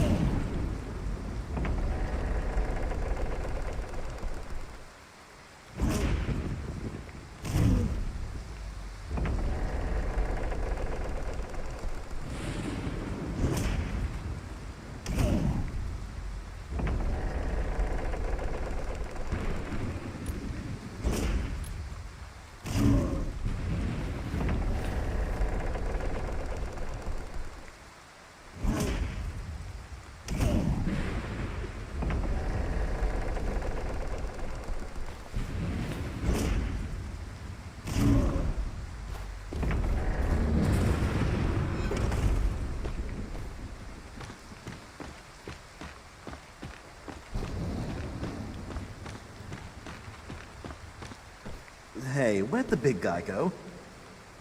I think he went in that door there, buddy. That's what I think. Yo, bro, these frame drops are killing me. Sanchez, oh, what is up, my dude? Queen Matriarch, Bombardier, Bastions, Racketeering, Vaporizer, Sentinel Turret, the 3 drones, and like 5 different ones that are just circle rolling enemies. I mean, but the thing about the enemies in Arc Spider is that their locomotion feels organic because they were actually trained using the physics of the game, and they all, like, yes, there are enemy types, but within those enemy types is a lot of variety, and variety in how those enemies are able to move around the map, how you need to engage those enemies, as opposed to most other games, especially extraction games, where all of the enemies are always bipedal humanoids, right? Like, regardless of whether they have different attacks or whatever, they're still always bipedal humanoids. And the enemy variety in Ark gives it a level of, like, uniqueness that allows it to be engaging in a way that feels unique to that game, because there's never been any other game that has done enemies the way that they did them in Ark. DLSS quality on by default. It was on performance. I mean, we could turn settings down, but we're getting 120 frames per second solid with the settings we got. So maybe it's 1% lows, but still, I feel like if it's the 1% lows, I guess changing quality gonna help I've us. marked the destination on your map. Open it and take a look. Okay. Right.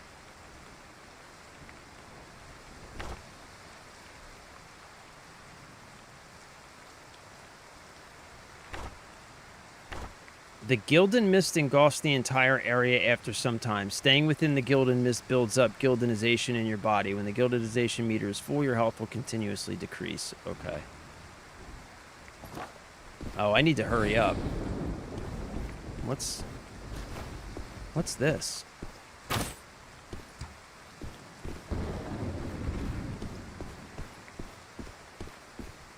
I forgot we're Check on any a containers you timer come here. across.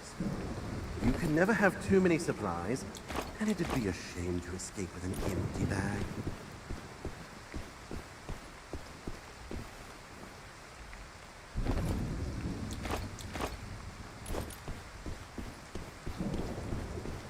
All right, I'm assuming that after we extract, we're going to get to a home base area, so maybe we'll play with settings then. Get down, tall guy.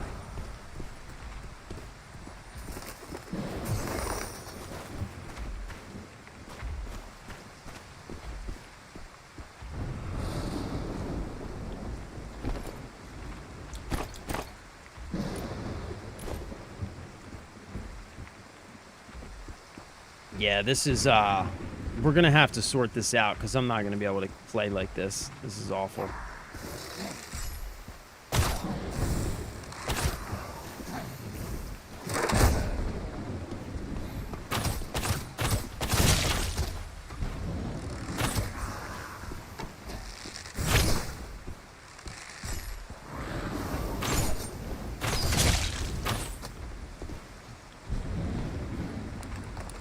Man, these enemies,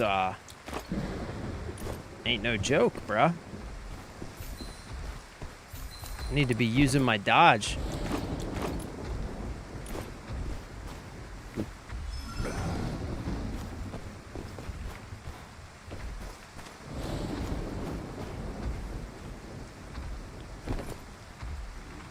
Handcrafted bow. Ooh.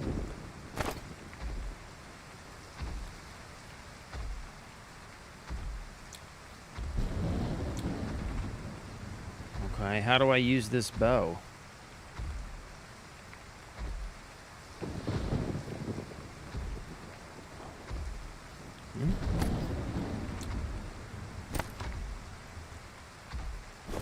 Okay.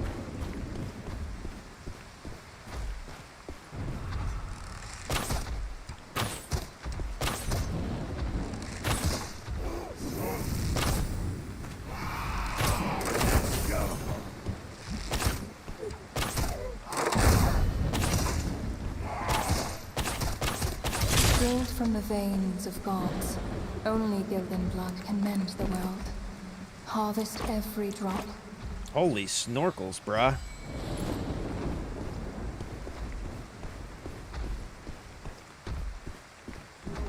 Holy snorkels. See the mechanism? You have hands. Use them.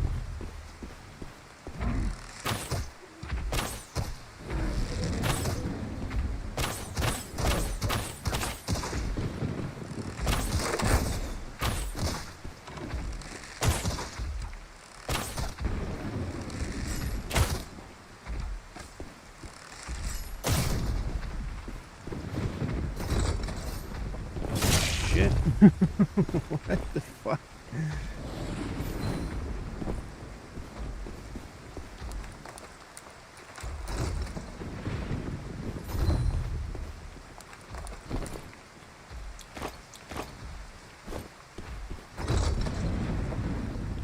Ah, okay. Whoa, you've really been picking picking everything up. But your pack has limits. I'd suggest keeping only the valuable stuff.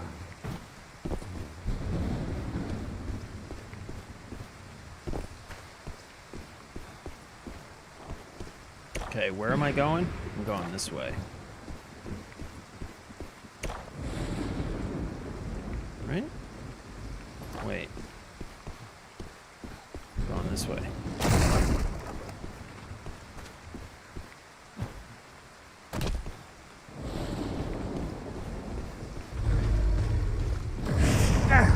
Watch out! There he is.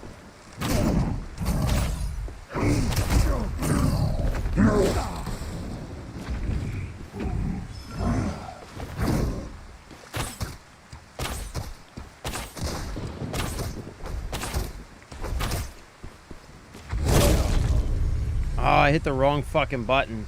Yeah, it's gonna take me a minute to get used to the keyboard and mouse situation. Return to the living world.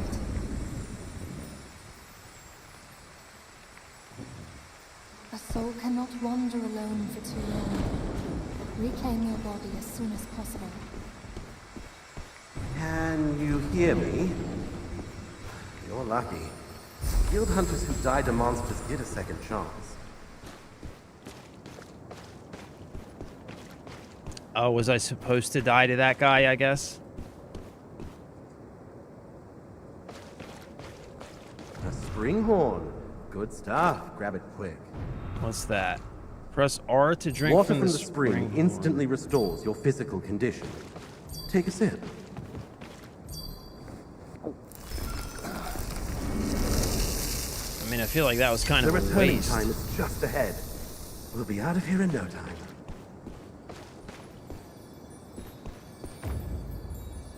Returning chime. After interacting with the returning chime for a period of time, a Hollow Grove woodling will be summoned at a random location.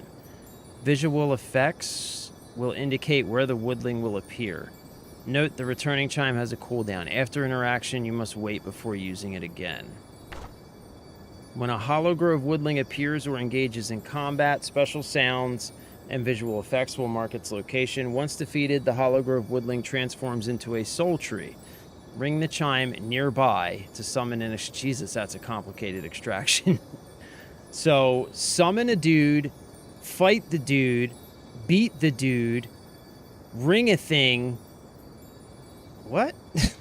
What are we doing? There's the returning chime. Go give him a ring. Follow the butterflies. They know where the woodlings are.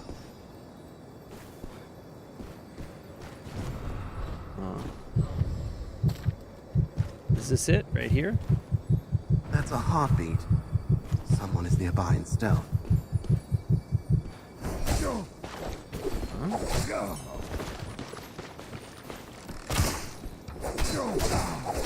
Jesus Christ, man.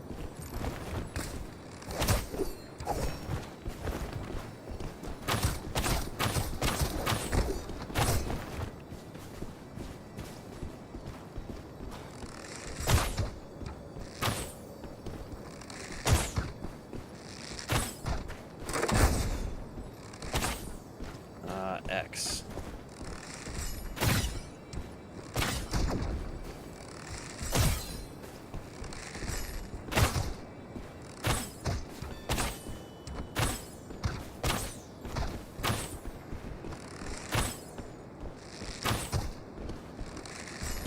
Well done. His stuff is all yours now. Man, this dude feels weak as shit.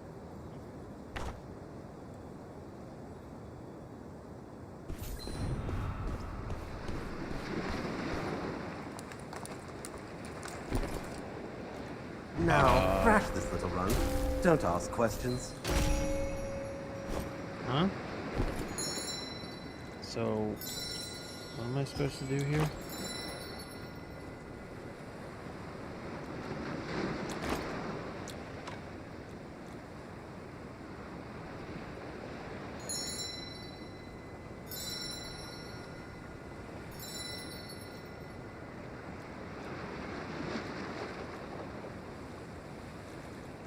So what can I do with this stuff?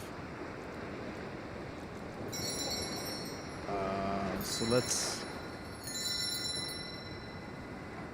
I guess discard all these white items. And...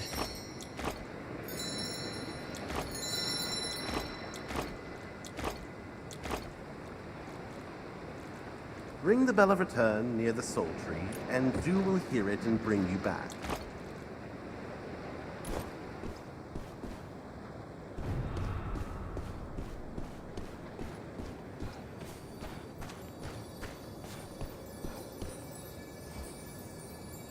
Quickly! Follow those butterflies to our woodling spring. What? I thought we did this already. We gotta do this again? Ring the bell of return near the soul tree, and dew will hear it and bring you back. What? I did that. What the fuck?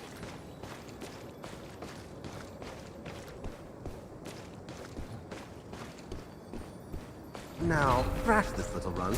Don't ask questions.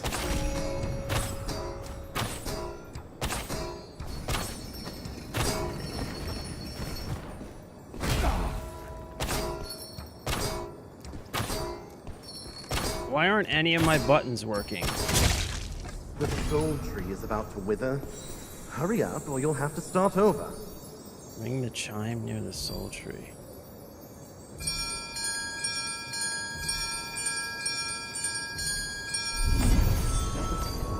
Closer. Reach out. I'll pull you back. Okay. So H and G, we need to bind those. Or maybe just switch to controller. I don't know which one.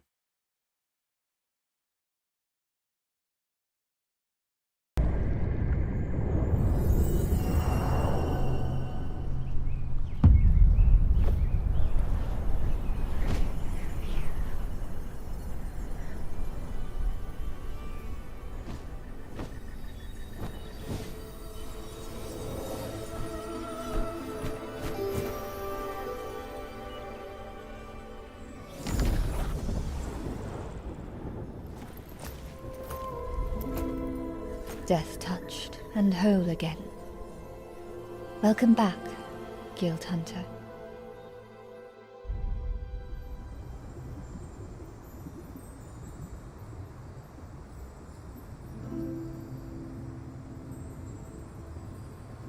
Yeah, you're seeing those frame drops, right?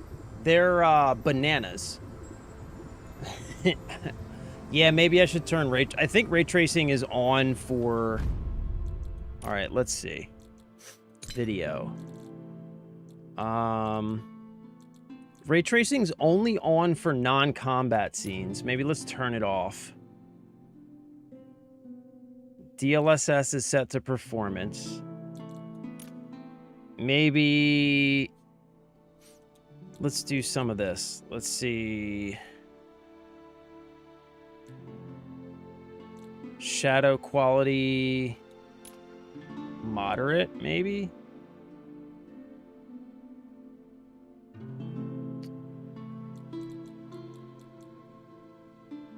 Motion blur off.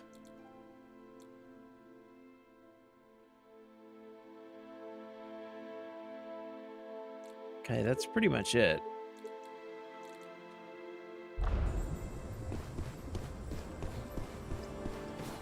Yeah, I'm still getting those stutters, man.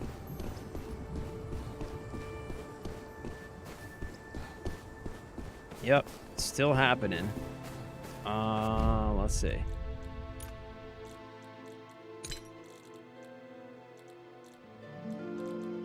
Turn shadow quality back on. Let's see if this makes a big difference. No. No difference at all. Yeah, I don't know, man. I don't know. All right, I do know that I need to... What did I say I need to bind? H and G? What do we have here? V and C? So let's bind H there. And I think it was G. G here. Okay. Okay. Okay. Yeah, we tried Marathon together, Spider. Remember that? It was not impressive. I'll never support Bungie as a studio ever again. Yeah, I can see that. Welcome back, Hog. Settings to check. Okay, we turn ray trace off, motion blurs off. We try turning post-process down.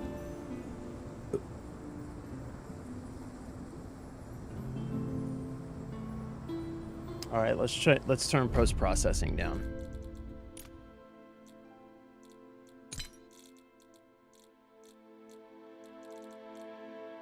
Post-processing moderate. Okay.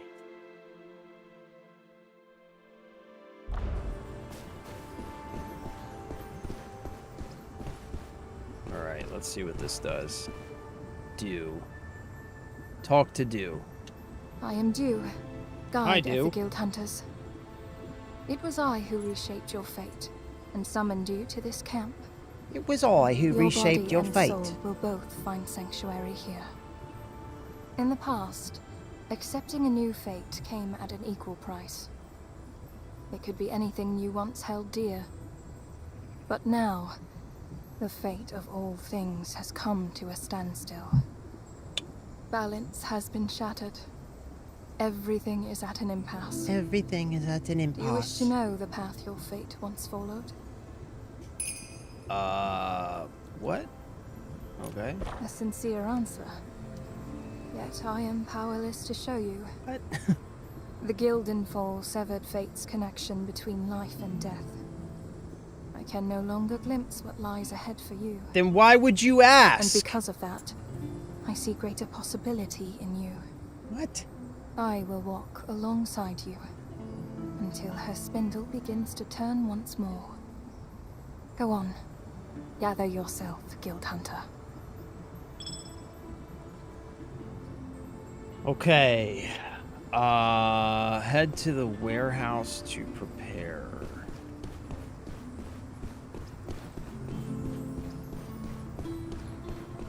Okay.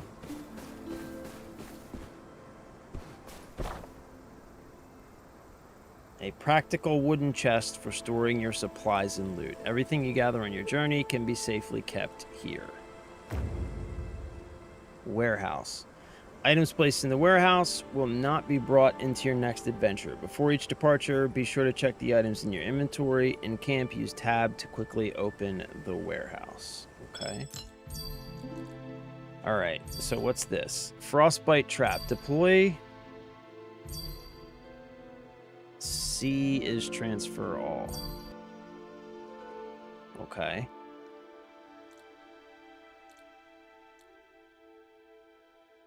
Fire grease jar. Throwing dagger. Throwing axe.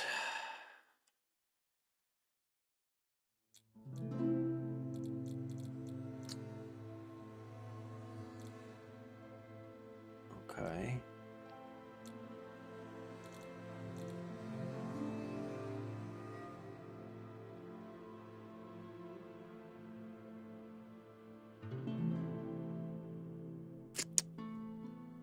That seems like it could be useful.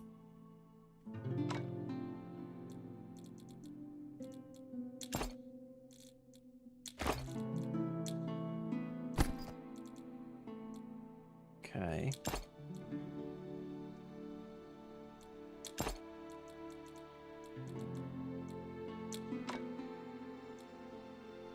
Initial items cannot be placed in warehouse.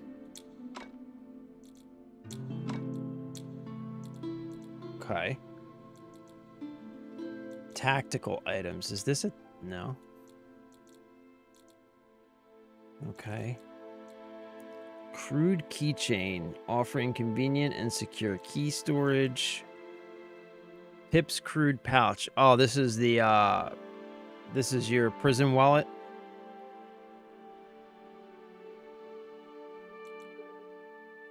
Okay.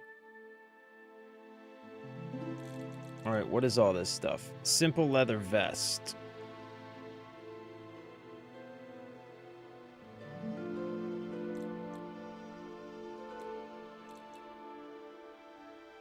Veteran medal.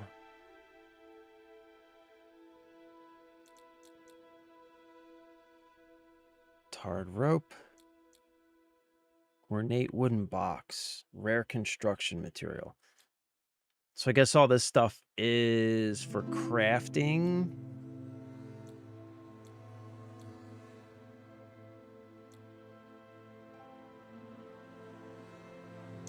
More. Sell to shop, transfer to inventory. Rusty iron ingot.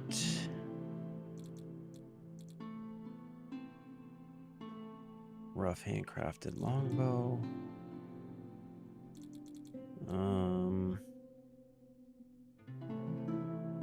Okay. Okay.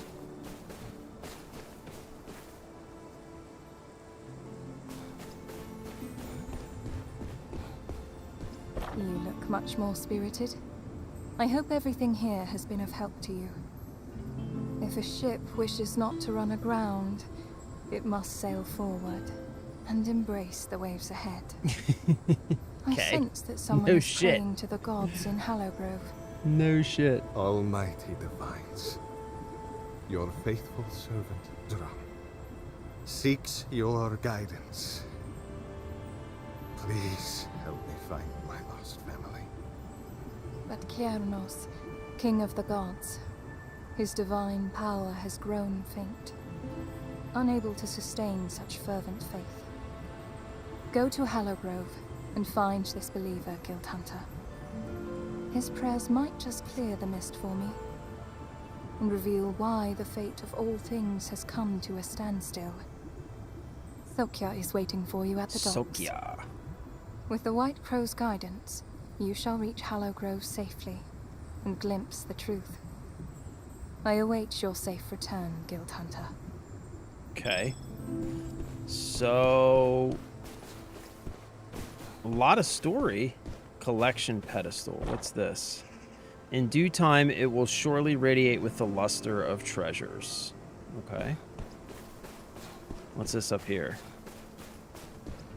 Goddess statue. Refined star silver, curio shop.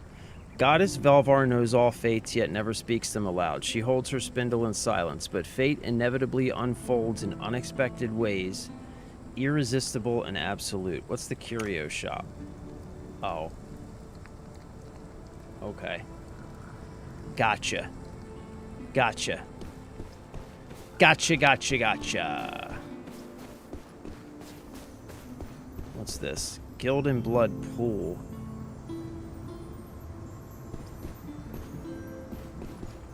Okay, we gotta talk to somebody at the docks.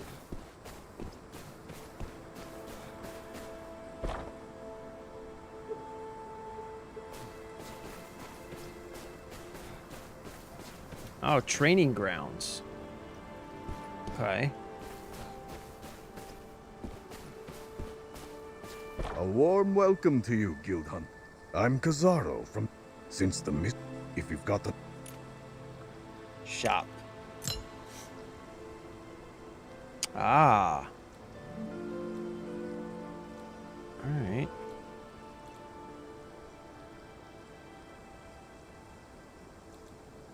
Artisan's eye patch.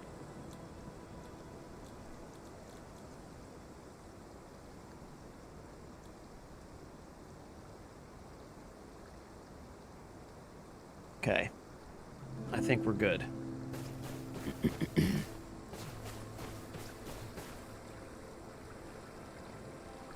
Oh, look who it is, our king of scavengers. What do you want this time?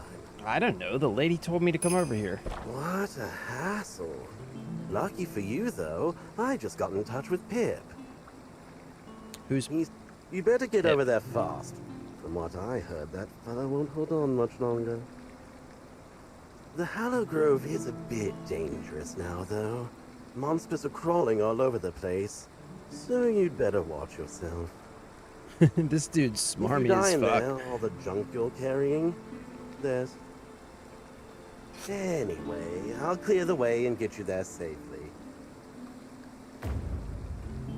Start exploration. When ready, you can enter the Hollow Grove through Sojka or J. Note that if you die during exploration, you will drop all equipment. Launch rewards. Okay.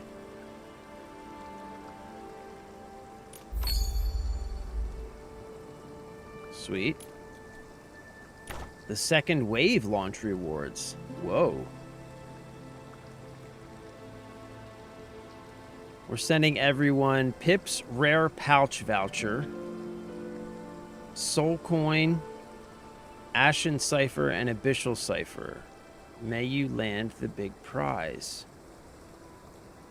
Pip's Rare Pouch Voucher. Rare voucher exclusively provided by Pip. Used to unlock Pip's Rare Pocket or extend its duration. Oh, it's like a temporary buff.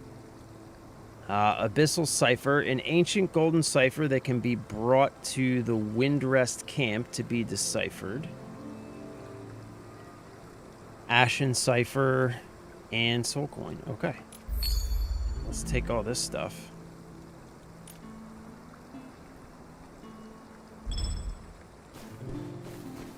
Okay, and how do I check my inventory again?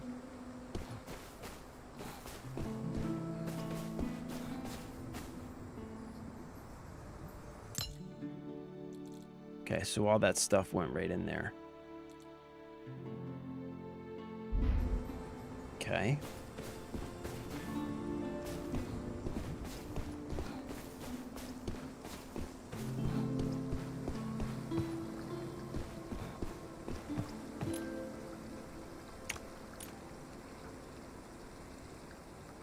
Okay. Let's go to Hollow Grove.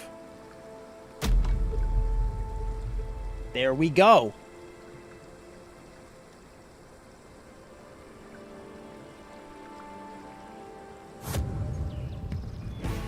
Somebody's comparing this to Elden Ring in the chat. It's a very different game from Elden Ring. Yo, that's crazy. Thank you, Sand Chisel. Thank you very much. I gotta get these, I still don't know what all of my different arrows do. They might mean Night Rain, in which case they wouldn't be fun. Oh, that's right. You told me about that game. Exploration and escaping. Complete exploration, obtain treasures, and survive combat before the Gilded Mist engulfs the entire area. Use the returning chime to summon a Hollow Grove woodling, which transforms into a soul tree once defeated. Summon an extraction point near the tree to it. There's the extraction process is complicated. Yeah, man. Oh my god. These stutters, bro. Okay. We're gonna have... Okay. Wait. What is going on? Let's just... Let's just do this. Let's just go to moderate and see what happens.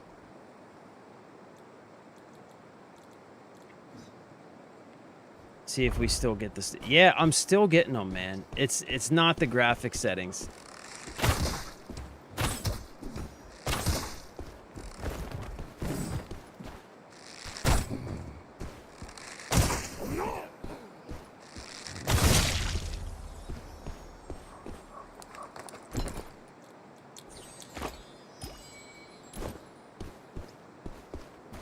Yeah, it's not the graphic settings. Because, I mean, I'm...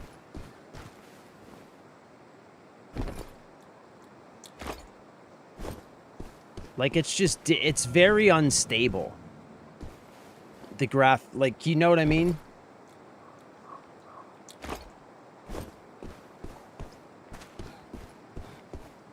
Okay, so what does each one of these do? E.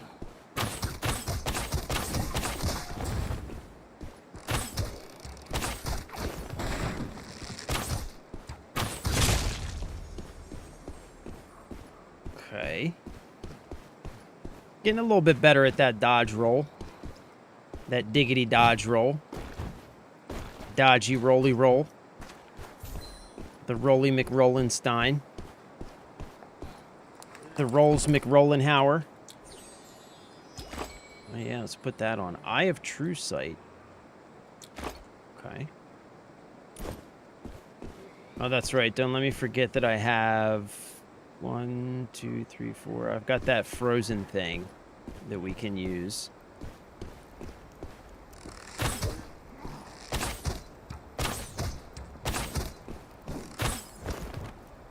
Okay, what's what?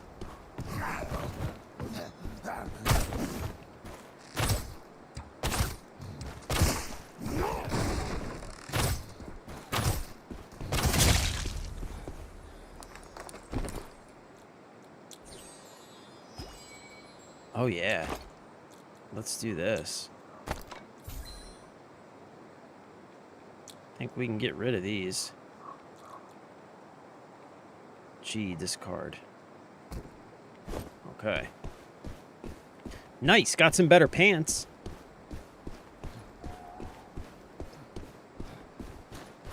Man, these frame drops. Brother. Oh, shiny guild hunter, over here! Hey. Oh, finally! Took you long enough.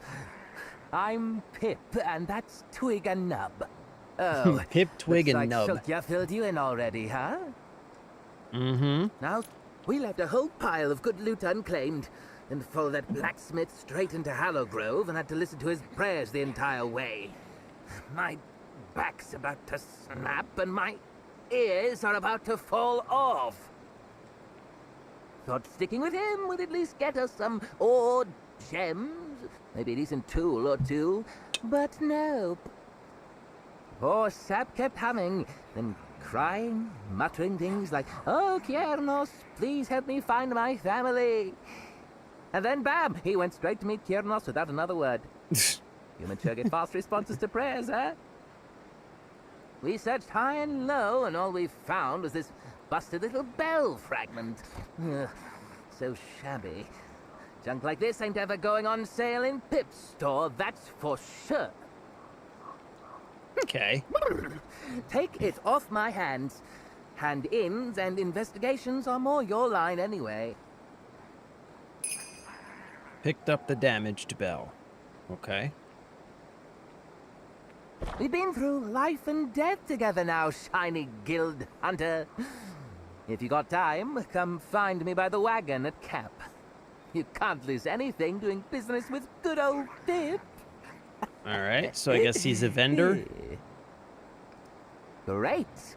Another few days wasted for nothing. Alright.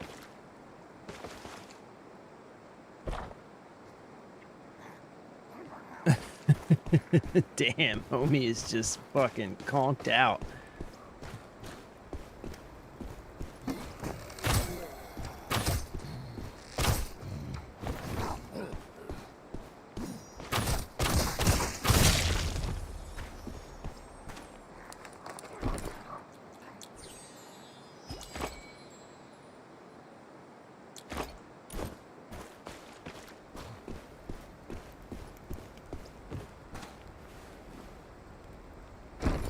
It runs smooth on Xbox. NVIDIA Replex to on plus boost. Okay. Alright, let's see what we can do here. Settings, video. NVIDIA Replex on. What's enhancement? Oh no. Okay, so it's just on.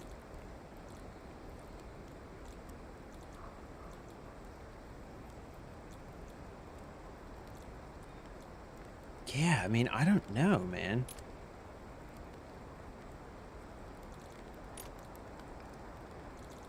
I mean, performance should give me more performance than balanced. Yeah, I don't know, man. I don't know what the freaking deal is.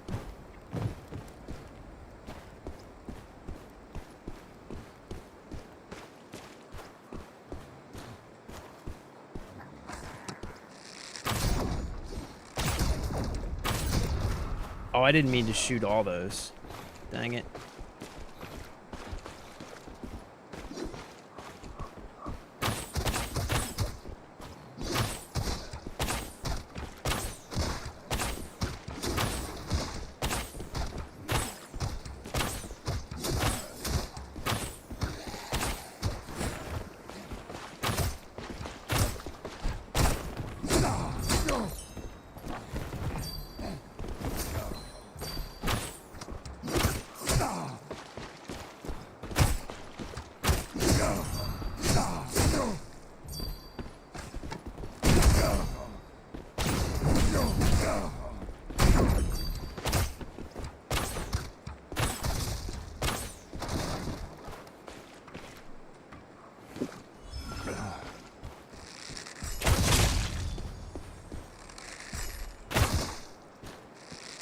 quit standing around and ring the charm.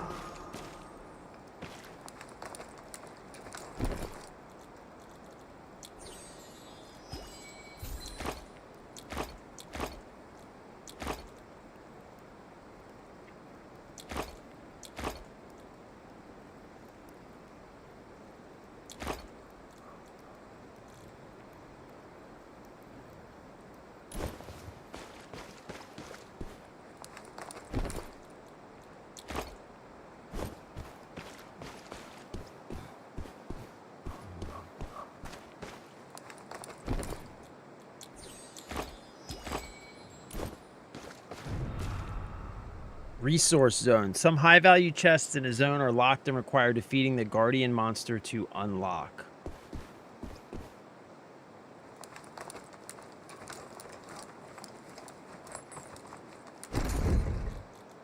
Ooh, crystal nectar, resin.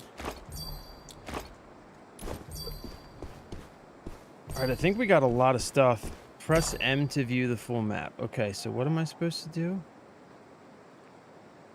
We've got 12 minutes. Okay, we can go to Pioneer Gates.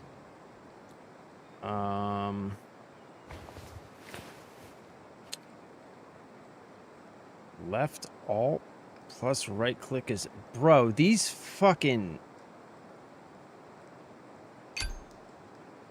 Okay.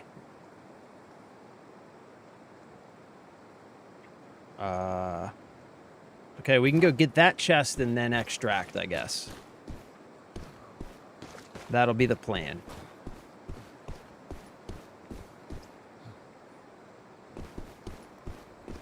Where is that chest?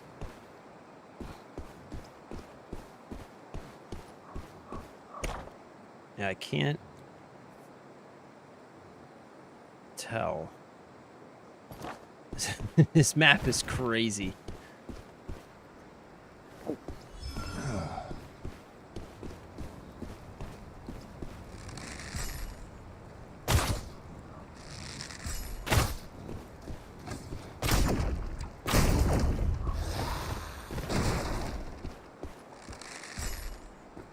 What is this? X?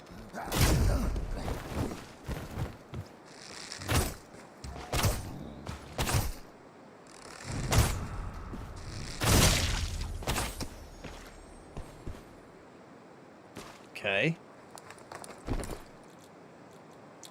Ship hoppity.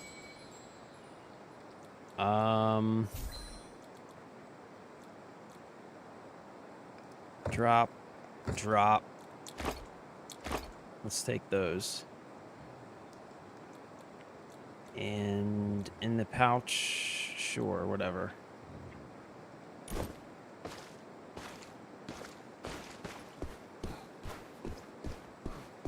Okay, so that guy was like a guardian or something? I'm confused by the map. All right, so I must have to go down, I guess? Do I need to go down?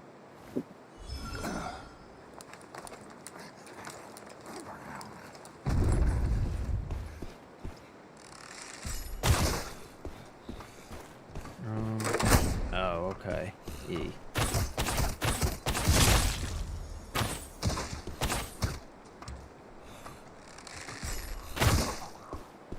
Okay, and what's Z? Oh, Z's pretty good.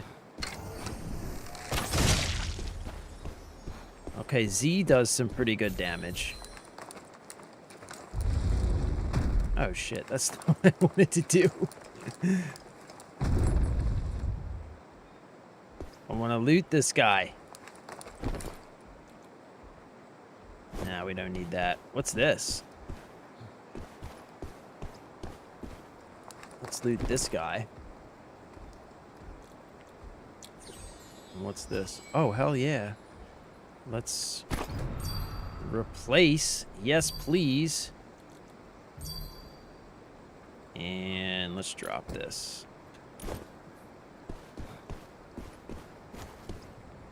Okay. know what that guy is. Want me to get you out? Smuggler Woodling. Guild hunters can safely extract with the help of smuggler woodlings, but only equipped items and a limited number. What? Okay, so I guess if I go with that guy, I lose all my shit? No. I'm good, bro. Alright, so this thing's way down there. I don't think I have time. What do I have? 8 minutes? No, I don't have time. I need to find another extraction point.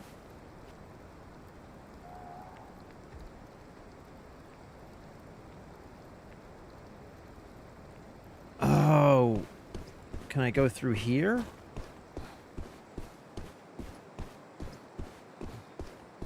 Maybe this will take me there?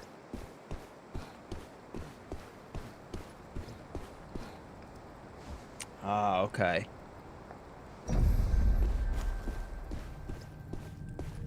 And then... yeah, now we can go through here. Yeah, okay. Oh, who the fuck is this guy?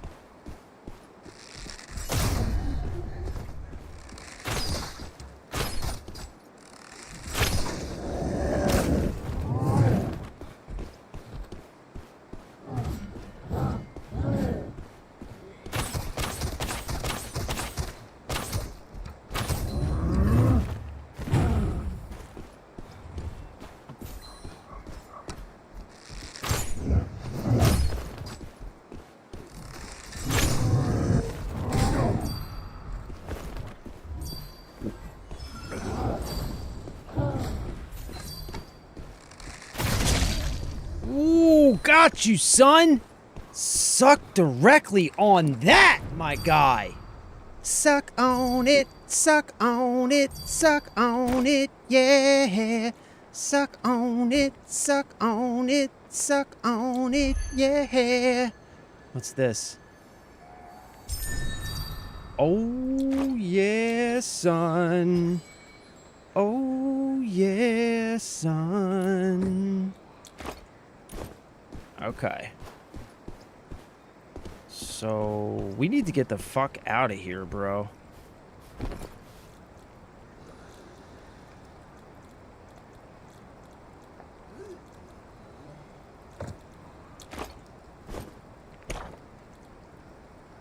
Shit, we need to get to here. Okay, how do I get to there?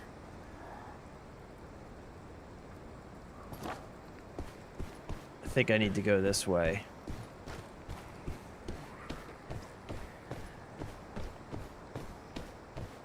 Hey, don't say I didn't warn you. The Gilded Mist is coming. Yeah, we need to extract. We for realsies need to extract.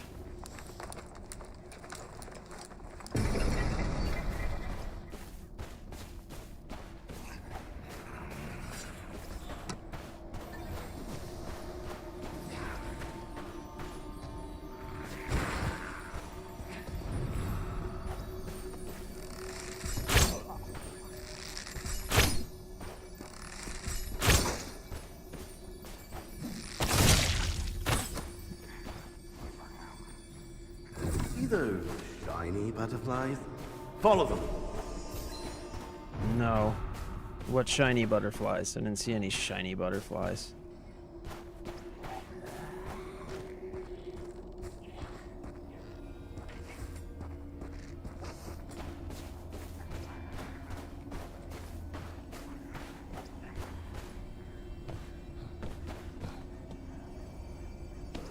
Ah, he's up there.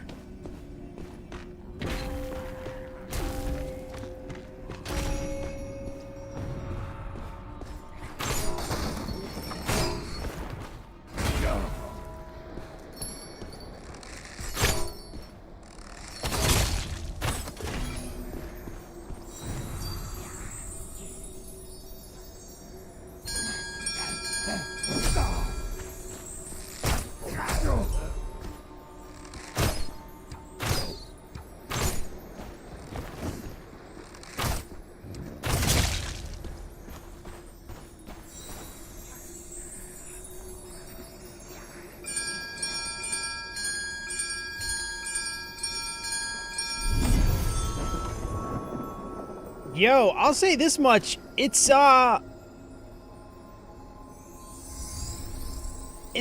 definitely got more challenge to it than Arc Raiders does.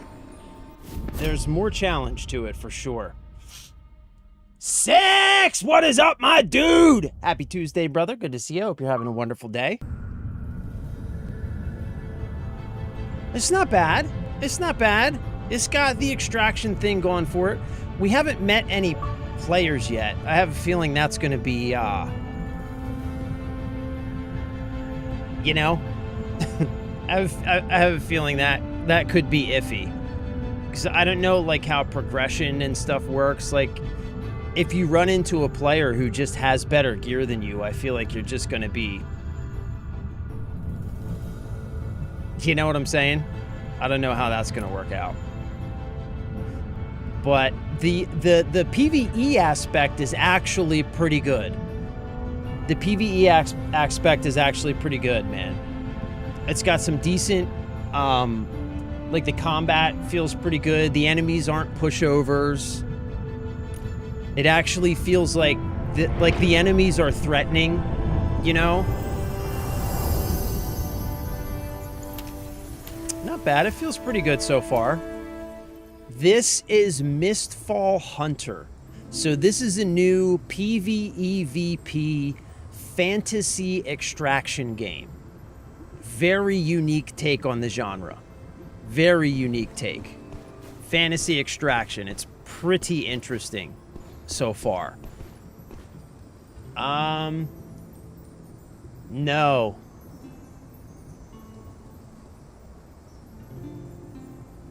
You pick up the latest NVIDIA driver that patched the shader cache cleanup issue. If I recall, they stated it only fixed issues for PoE 2 and Halo, but that bug they fixed solved tons of issues with other games suffering from shader-related issues causing stutters, crashes. No, I didn't. Maybe we should check for updates. By the way, for this game, you may want to shift your cam a few clicks down to not block the minimap and or to the left below your character. Oh, yeah, you know what?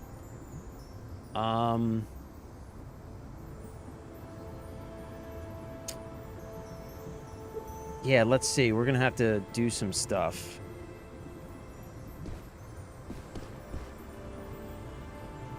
Yeah, I'm gonna have to give you guys, for the vertical, too. Yeah, I'm gonna have to make some changes. Well, I can do this for right now. This is easy enough.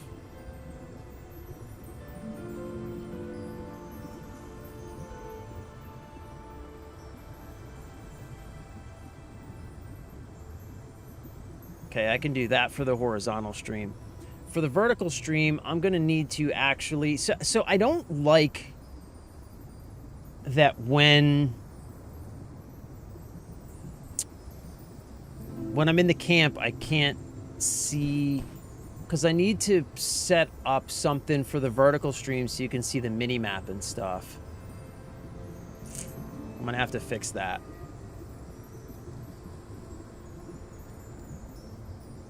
That's when it gets spicy. When you run into other characters, yeah, I'm not sure how I feel about that, to be honest with you.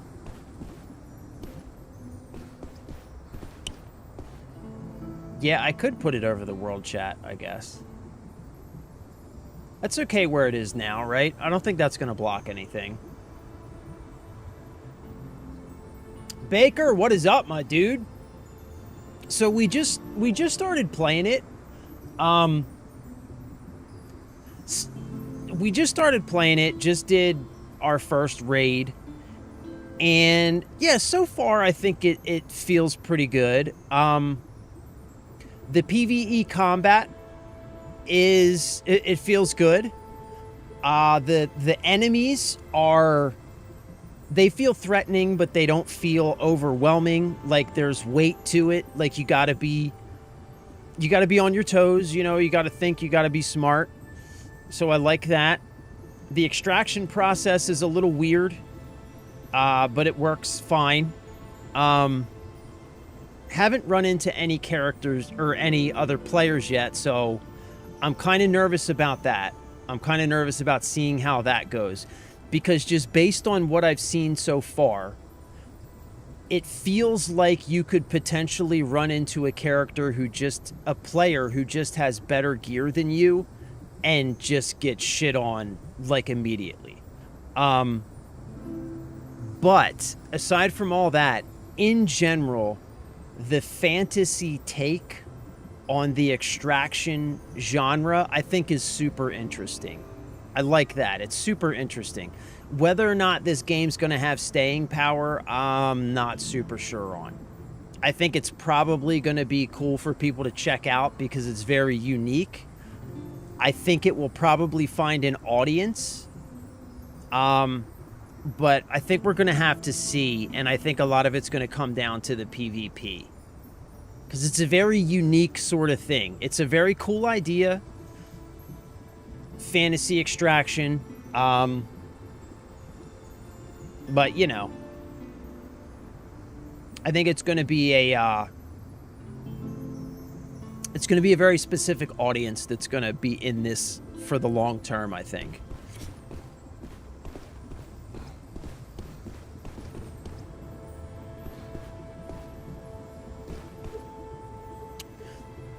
Okay, so where was the mini-map, Cryptic? Mini-map was up on the top right corner when we were in-game. Where was it? I can't remember. It was in the top right corner?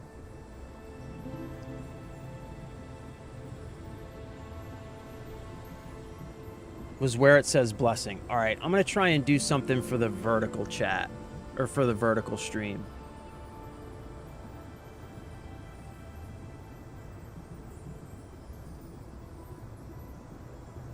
Okay.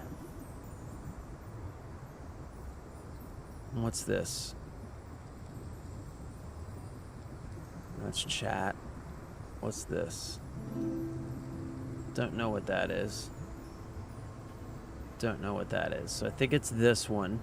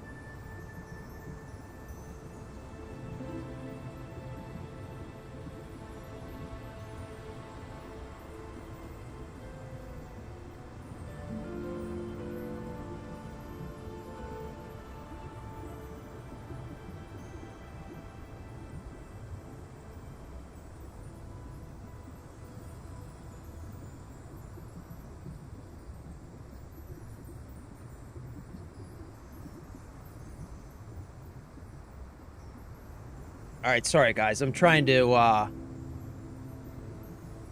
I'm trying to get like a little mini map window set up for the vertical stream.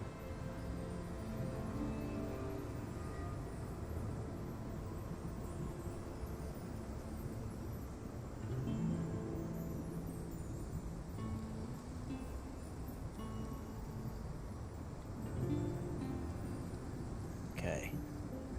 And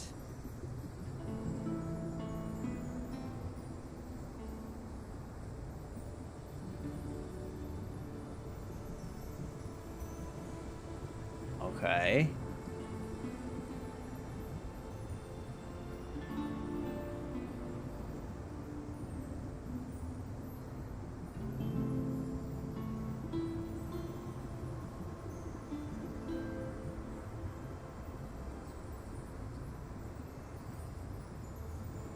Okay. I think that might be good.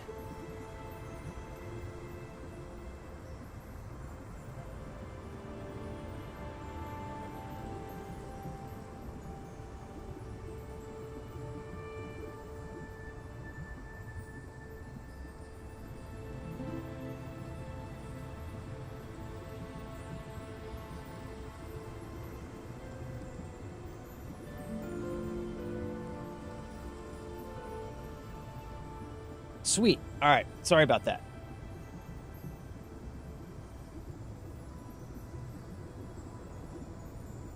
Yeah, check the check the vertical cryptic. I think that should give us a mini map. We'll check it when we get in game and we'll tweak it if we need to. Versus being blessing currently. Just okay.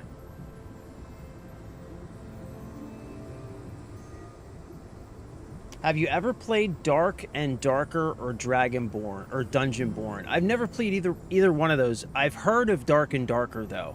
I've heard of it, but I've never played it.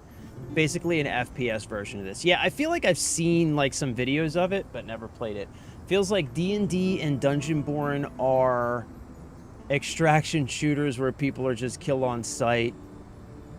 No bullshit like Ark where people are friendly and bad. I know, I would rather just, like, that's one of the things, man, that, like, oh, kills me about Ark is the slimy, ratty behavior that you, like, that game is unique in just how disgusting people act in that game. I'm on desktop watching this stream on YouTube. It's currently vertical. I don't see how to change it to horizontal. What am I missing? Okay, it is actually, so the way YouTube does it, it's a completely different freaking stream, dude.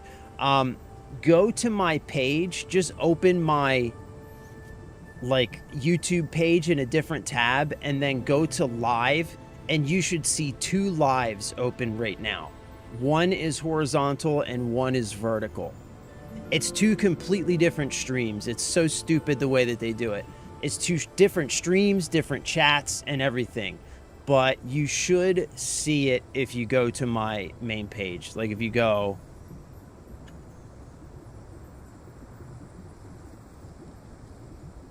Yeah, just go to the live tab on my channel page.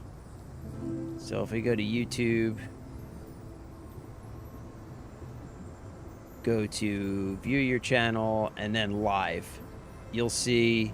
See, there's 2 lives right now. Just click the bigger one. Yeah. There you go. It's so dumb the way that they do it. It's a pain in the ass, but it is what it is. All right, sweet.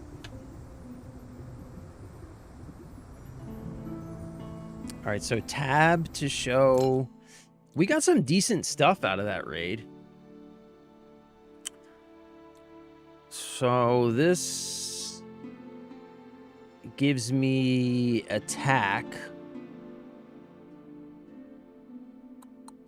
All right, so let's keep this.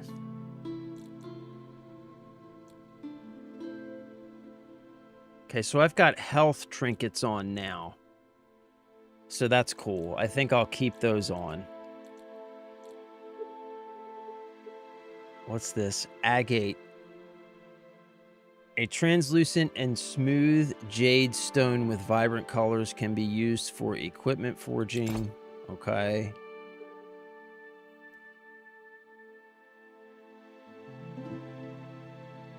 All right, so I think some of this stuff we probably just sell in the store.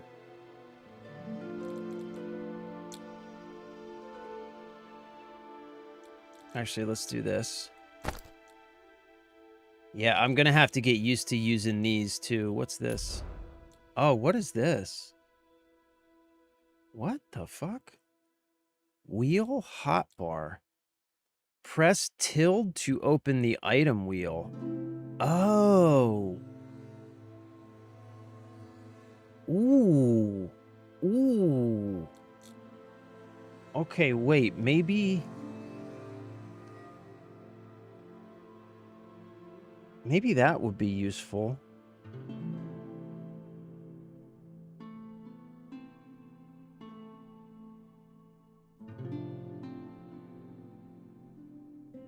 Maybe we can do this. That's Alt.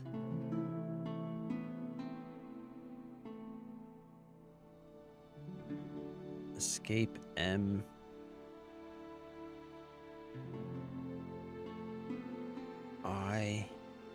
Yeah, I don't know. I don't know. I only have so many buttons, and I don't like using shift buttons. But there is an item wheel, so maybe we do this.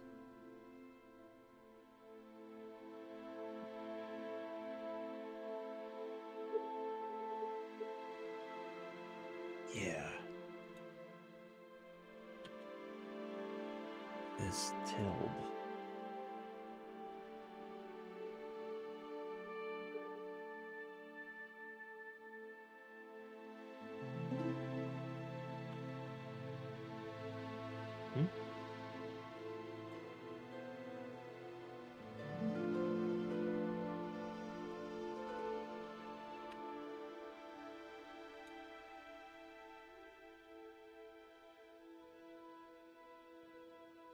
All right, I'm changing some stuff around here because I have 1 on my mouse, so I can make this 2. I can make this 3. I can make this 4. And I can make this one 5. Okay. Okay. All right, so what do we have here?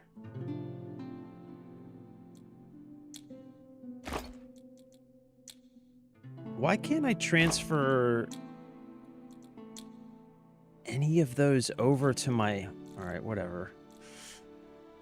Herb bundle, common construction material, a bundle of dry herbs can be used for camp construction. Okay. Velgar feather.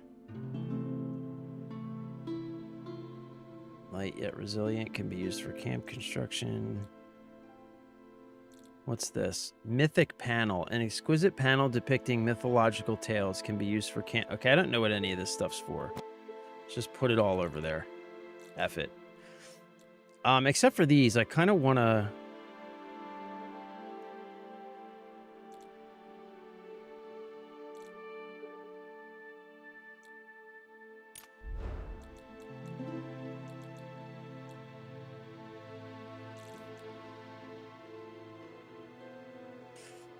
Oh, I've got an attack ring and a health. All right, I'll keep those as options. Okay, whatever. Report your findings to do. I hear something twinkling. What's this? The Gildan blood pool. What does that do? You're back, Guild Hunter. I am back. I can no longer sense the echo of that prayer. Tell me what happened there. No way. Are you serious? There's a $3,000 skin for this game? That's crazy.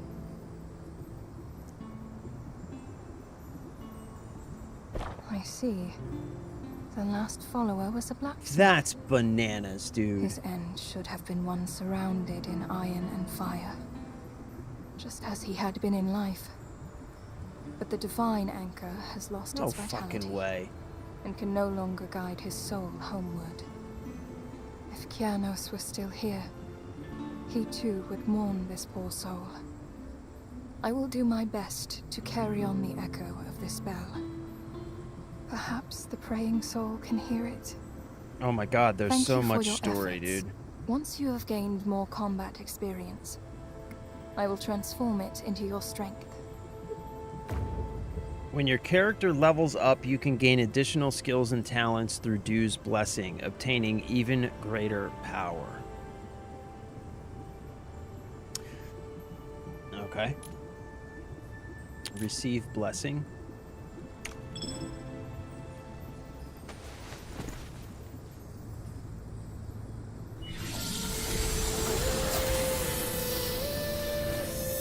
Okay. What did that do? New talent tree. Press P to open the talents interface. Talents. Level up to gain talent points. Allocate the talent points to activate various bonuses. The allocated points can be reset for free at any time. Talent, 1 point. Okay.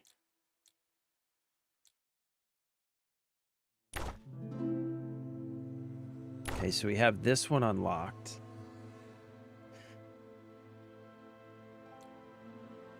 Measured pace. When carrying at least 2 archer's arrows. I don't know what an archer's arrow is.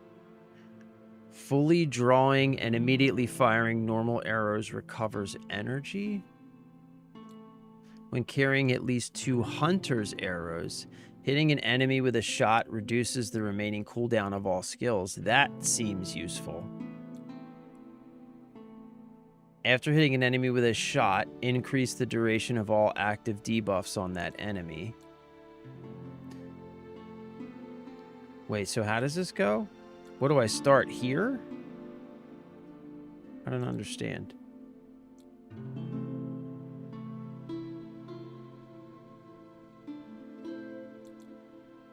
Lasting plan. Dodge rapid shot. Changes roll into a dodge and unlocks dodge rapid shot.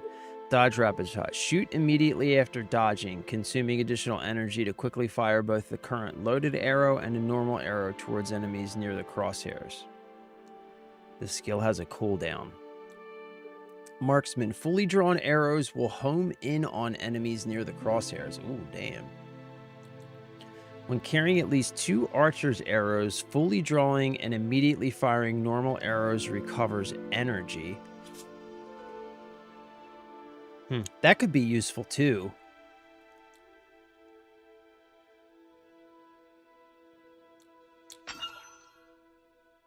Yeah, we'll try that. We can reset it at any time. Okay, what are the skills? Skill equip. Black Arrow can equip up to 3 special arrows and 3 skills. Level up to unlock more choices. Okay. Okay, so here's what we have.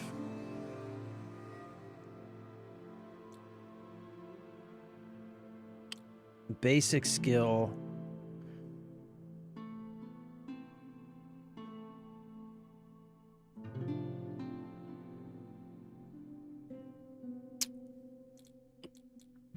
Okay, weapon skill. Okay, Z and X. So we have Steel Arrow. Fine Steel Arrow deals physical damage on hit and can pierce 1 unit. Okay. Concussive Arrow.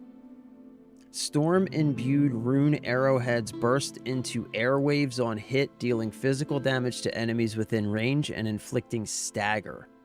If fired at full draw, they will knock back enemies caught in the airwaves. Oh, okay. And what's this? I don't like this one, Scatter Shot. Cast this skill to fire 7 arrows forward simultaneously, dealing physical damage to enemies on hit. Oh, you can knock back with it. Okay. And this is the rapid shot. And what's this? Frostblight bomb. Hold to aim and throw a frostblight bomb. It detonates after a delay upon hitting terrain or characters, freezing enemies within range for a period of time. Frostlight bomb has a shorter base cooldown in trio mode. Let's swap out this. Okay. Yeah. All right, cool. Word. I feel like that could be useful.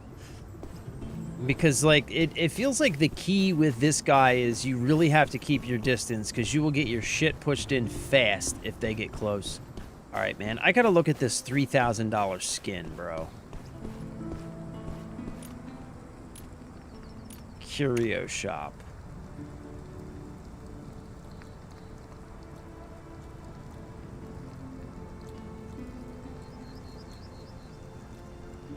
Where's this $3,000 skin?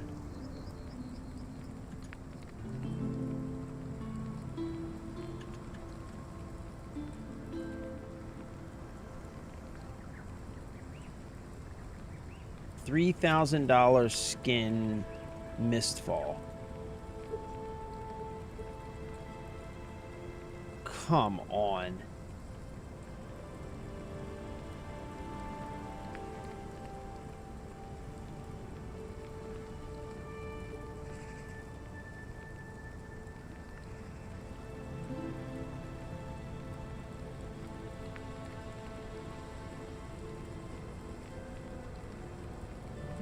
Can I just get, like, the skin without having to deal with Peanut? It's only going to be Peanut. Okay. It's they have a $3,000 skin in this game. You know that? What? They have a $3,000 skin in this game. Where? I'm not joking. Come over here. Okay. It's $3,000. I added 300 today, thinking that I was gonna get it. No, it is 3,000.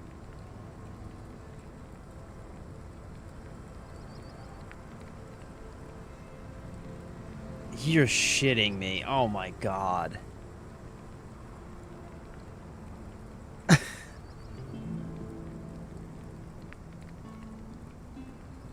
Geek. Jesus. Oh. Oh boy. Oh boy. Some thirsty ass basement dweller out there is abso-fucking-lutely gonna buy that. This is modern gaming.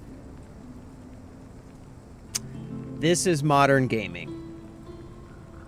Super D-duper. Super D-duper.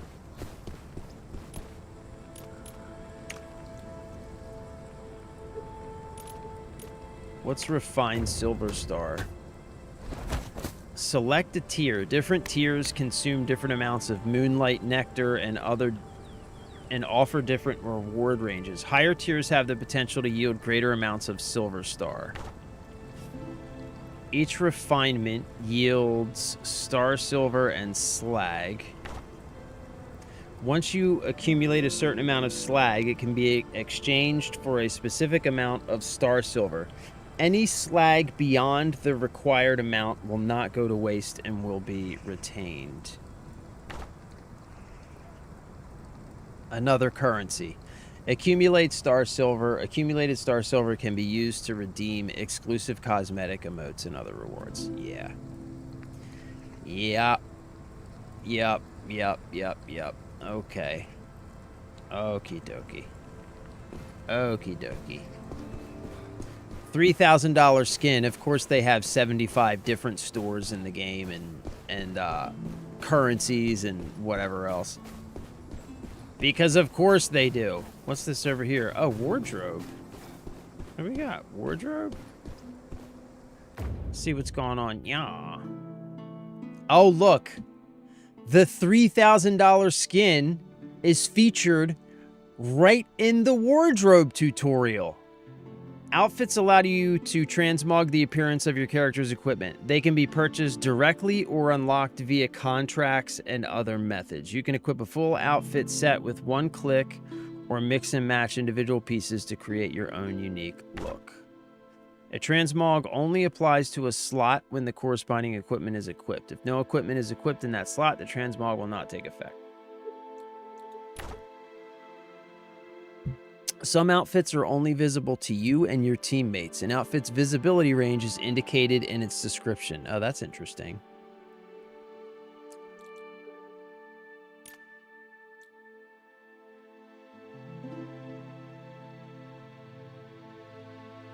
Look, the male version is covered up. The male version of the $3,000 skin is covered up. I love it. I love it. I love everything about it. I love everything about it. I really, really do. So the wardrobe is literally just another shop. This is the third shop we've found in this game. This is the third shop we have found in this game. So far, roughly half of camp is different real money microtransaction shops. Roughly half of camp so far. That's crazy, bro. That is banonkers. Legitimately banonkers. Let's see what Pip has to say. Is he going to ask me to spend real money? Yeah, great traveling mutant. Everything needs to be... No, must be perfect. Every single item passes through my inspection. No cutting corners. After all, who knows when the next mistfall or mining accident might pop up. Oh, poor Dew. Look at her face. She's distraught. She's never been one to talk to me actively. Got a lot of dialogue in this game. But when a girl makes that expression, that's when you know things have gone properly sideways. Properly sideways. Don't worry, Shiny Guild Hunter. Yes. I've got a plan. Leave the defenses to yours truly. I'll keep an eye and ear on everything. Twig and Nub will search around for clues. And with you, yes, you Guild Hunter, adding the finishing touch. Together there's nothing we can't handle. Okay. Perfect plan. I've prepared something. That's a lot nice of talking. I still don't know what your Grove and purpose see what is, you Pip. can find. It'll Gotta definitely be honest help. with you. It's a lot of words, and I still don't know what when you it's do all or over, what you sell. Want to grab a drink together? Sigrid's brew paired with my secret charcoal grilled ribs. Charcoal grilled That's ribs. so good even woodlings would line up for it.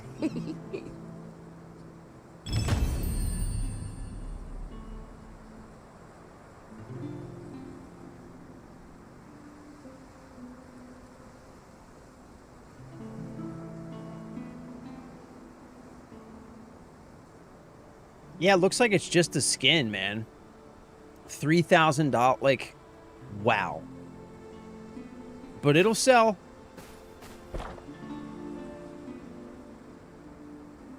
Okay. Event locked. I don't even know what that was. The way out. Head to the Hallow Grove and escape successfully. What's this? The scavenger squad. Desperately need usable expedition gear. We know where to find it, but for now, all we can do is stew in frustration. Push the task forward and get Pip to give the green light. Okay.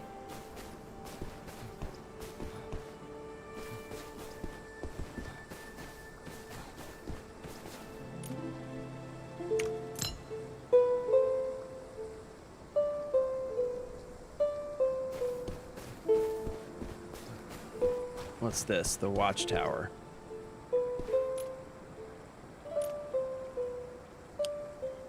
Through the opening, you can make out a distant landscape shrouded in the mist. Upgrade landmark, view landmark.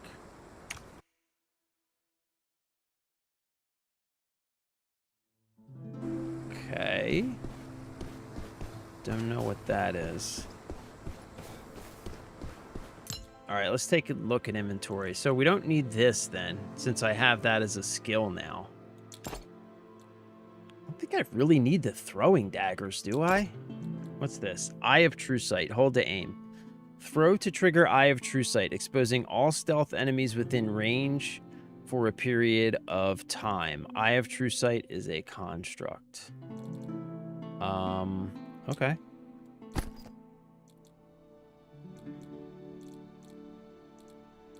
Sure.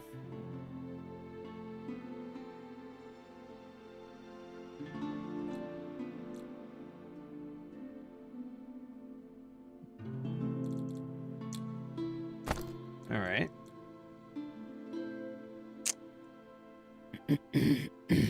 Let's throw the firebomb in there.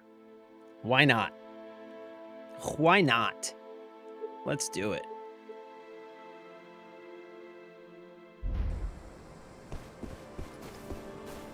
All right, let's get crack-a-lackin'. What's this? Events. You feel a burning gaze boring into your back. Okay. What? What's that supposed to mean? I don't get that. Okay. Allgrove.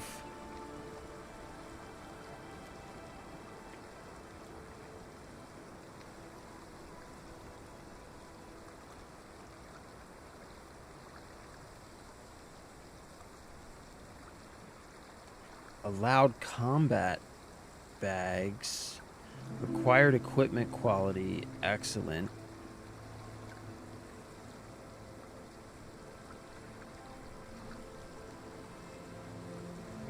Okay. All right. Let's do it. Back in.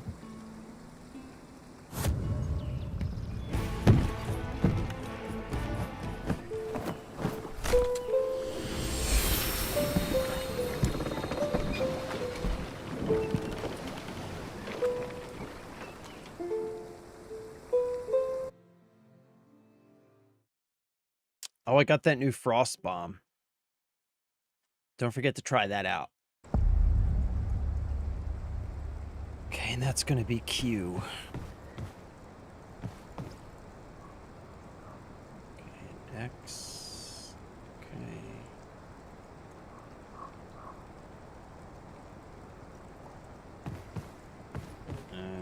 Okay.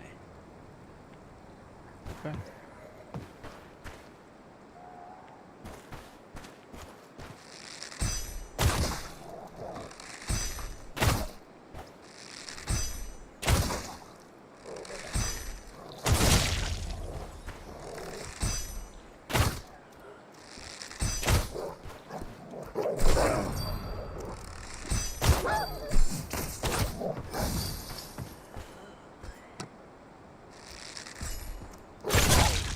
Oh, he does not stay frozen for very long.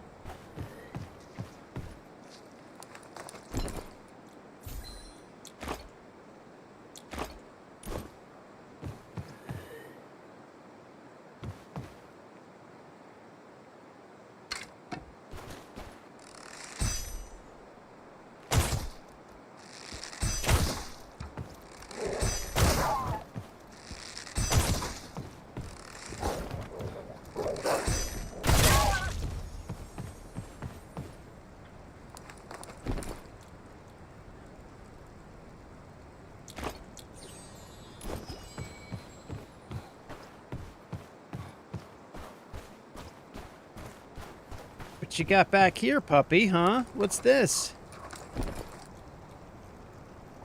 Tattered fabric. I'll take it for now.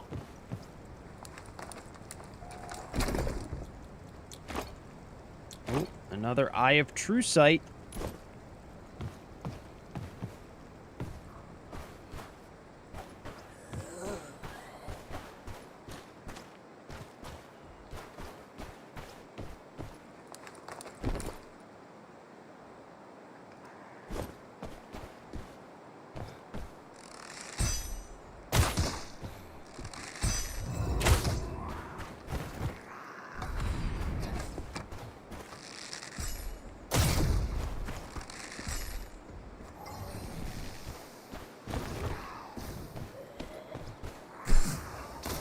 Oh, that's the wrong button. Z, that's what I want.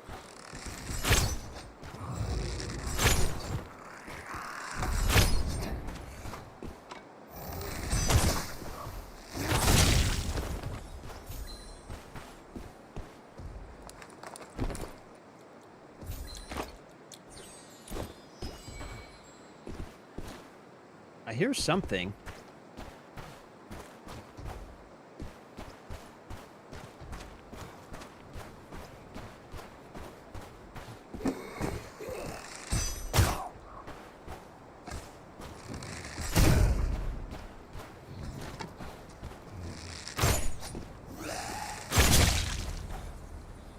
Whew.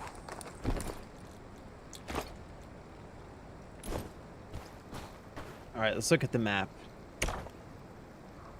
Where are we? We're here.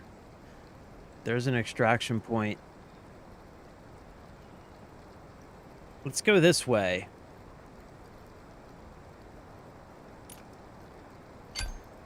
Okay.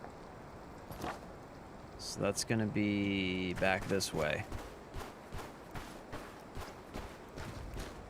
What do we have? We have 17 minutes. Okay, we got time. We got time. We're good.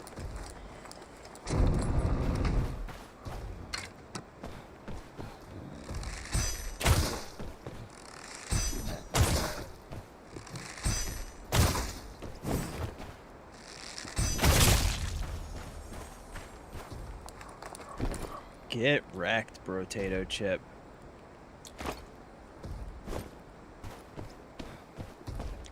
I don't know how to change those bows yet. Okay, so we want to go this way. What's this? What's this? What's back here? Is there anything in here? Empty. I guess maybe sometimes a chest spawns there or something.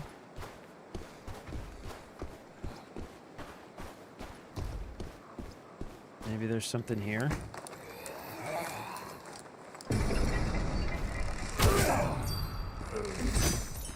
Oh.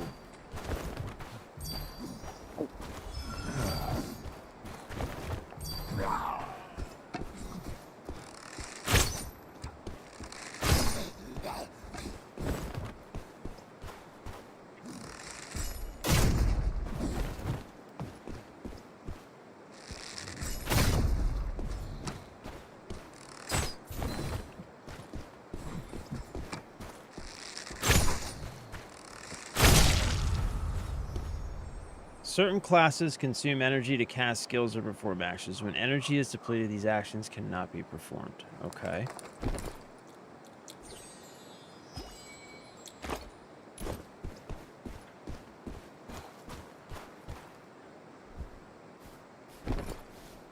Ooh, needle case.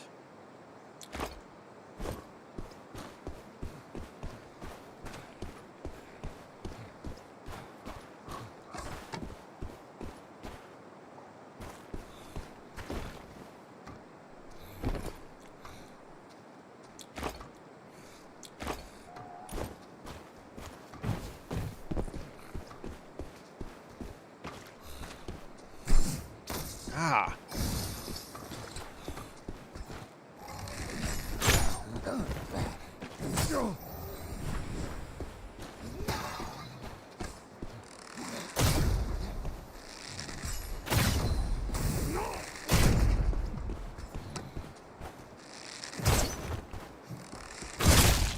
Ooh.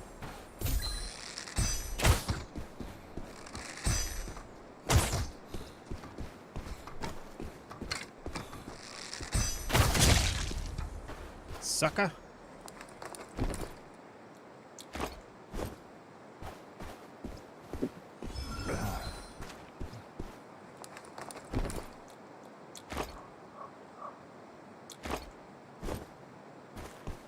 Damn, I'm filling up my bags with a bunch of shit, I feel like.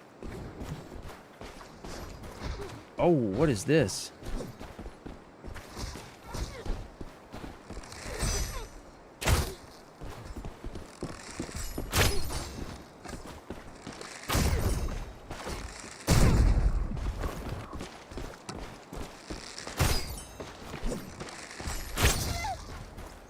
Quit standing around and ring the chime. What chime, bro?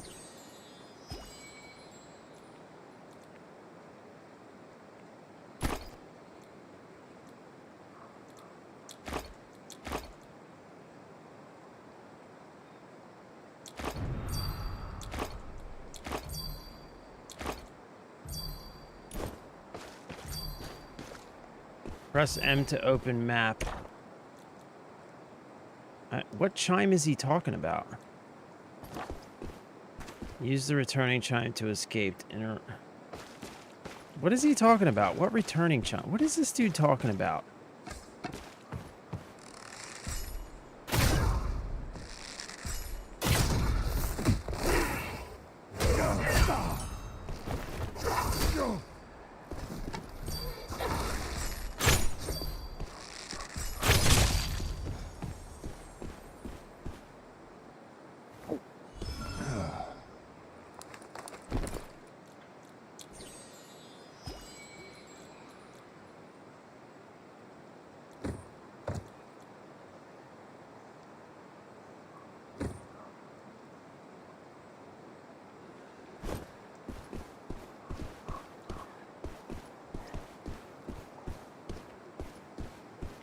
Okay, where am I going?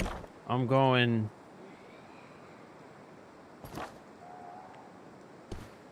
over there.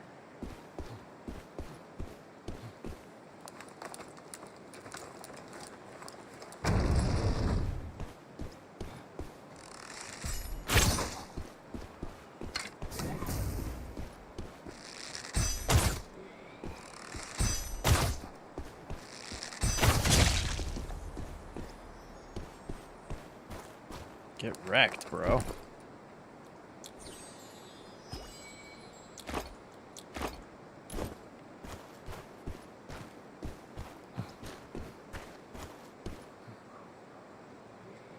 $420, what is up, my dude? Welcome back, brother. Happy Tuesday. We are playing Mistfall Hunter. This is a fantasy-themed extraction shooter, is what this is. What's this? What the hell is this? Jump. I don't want to jump. Yeah, this is a fantasy-themed extraction shooter. PvPvE.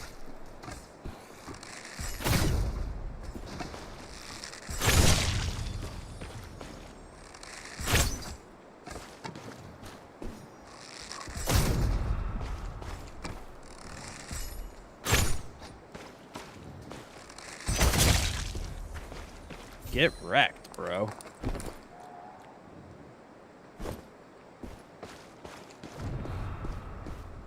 Resource zone. Some high-value chests in a zone are locked and require defeating the Guardian. Okay, I think we just did that, right?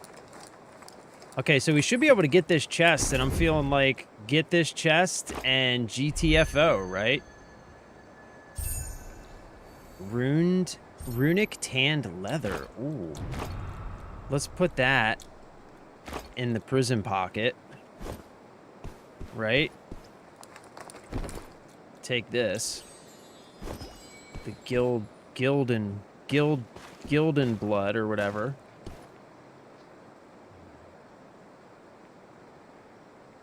Yeah, why does he keep telling me about the extraction though? Like as soon as I come in. All right, so how do I get to that? I got to get over there to that. So I think we just go straight up through here, right?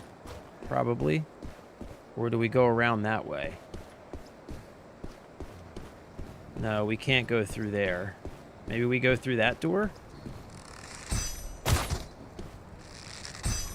Oh no, that's the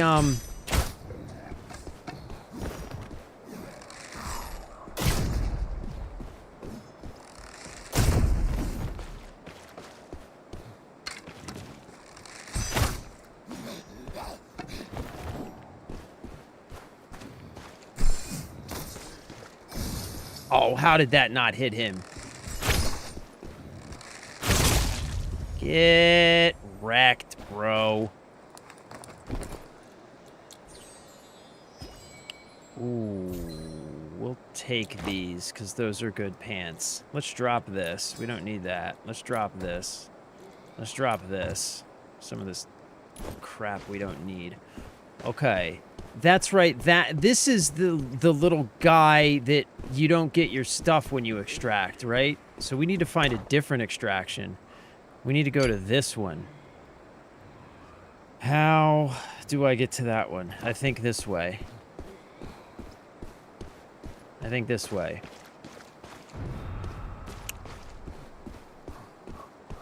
It's kind of tough finding your way around the camp. No, we're trying something new for 20, so we're going to do main game, which right now is Power World, probably on like Mondays, Wednesdays, and Fridays. And then on Tuesdays and Thursdays, we're going to use those days to try new stuff. So that's what we're doing today, trying something new. So we'll be back to Power World tomorrow. What the fuck is that? I don't know if I want to fight this. What are you? Oh, she seems dangerous. But there's a path right to where I need to go.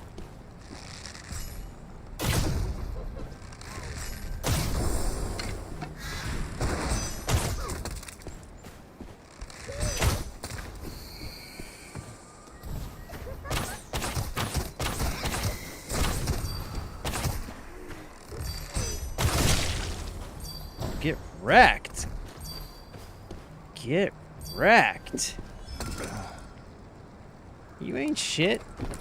You ain't shit, homegirl. You ain't shit. Oh my god, these stutters, bro. It's really making this game impossible. This might be the thing that kills this game for us, is this performance issues, man. So we want to go this way, I think. Yeah, we want to go this way.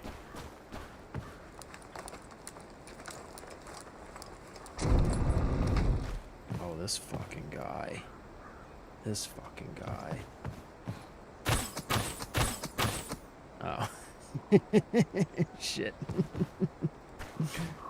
Oh!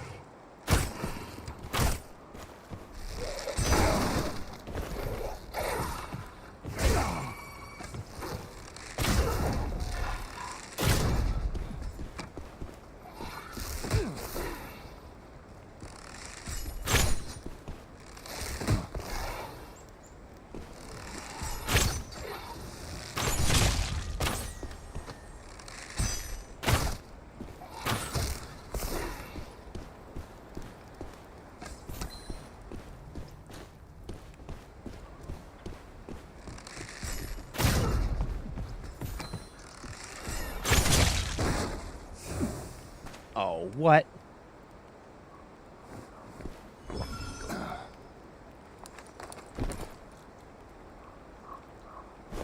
No, totally not worth it. Should have just left them. Heather nectar, whatever that is. Yeah, I should have just left those guys where they were, huh? What is this stuff? Vine bundle can be used for camp construction. All right, whatever. Let's take some of this stuff because we're on our way out of here anyway.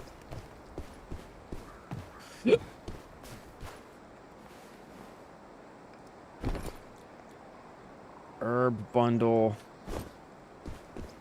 Yeah, see, I don't know what any of this stuff is for yet, so I don't know what to keep and what to not keep. You feel me? What's this? Something's off. You'd better plan your escape route soon. Ooh, ornamental orb. Oh, we gotta get the fuck out of here. Let's go, bro. Okay, so our escape route's right up here, I think, right? Yeah, right up here. Need to go here. Oh, no. Oh, no.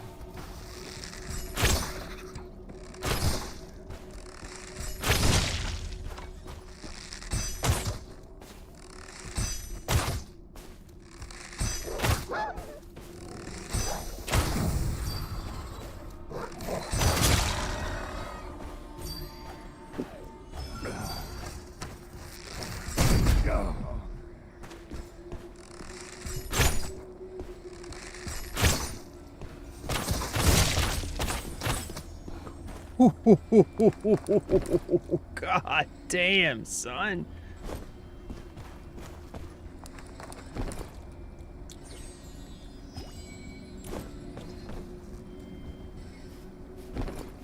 Ooh. Okay, we gotta get the Fraggle fucking rock out of here. Oh.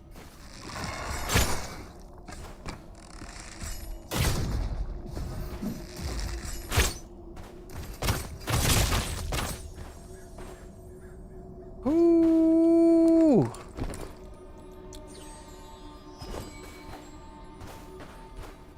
Oh my god, these stutters, bro, is killing me. I'm liking the game so far, but the performance, the stuttering is just unbearable. Quickly, follow those butterflies to our woodling friend. And of course he's gonna be out here.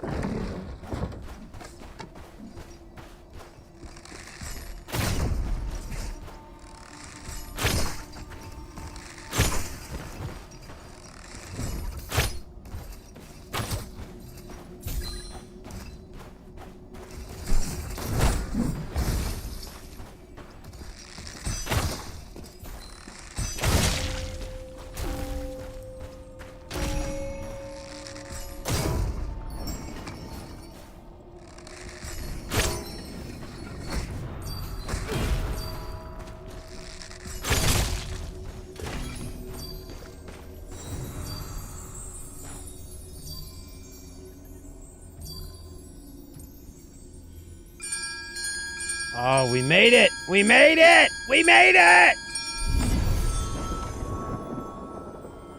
Hey, any longer and you won't make it out.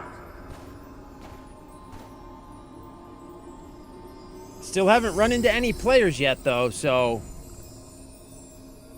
You know? Could go south real fast when we do.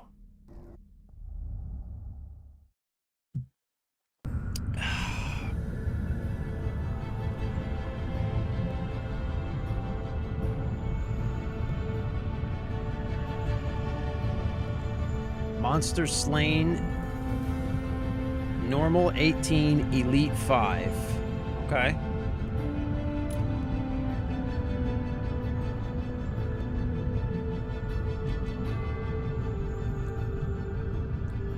Ooh, got some decent armor.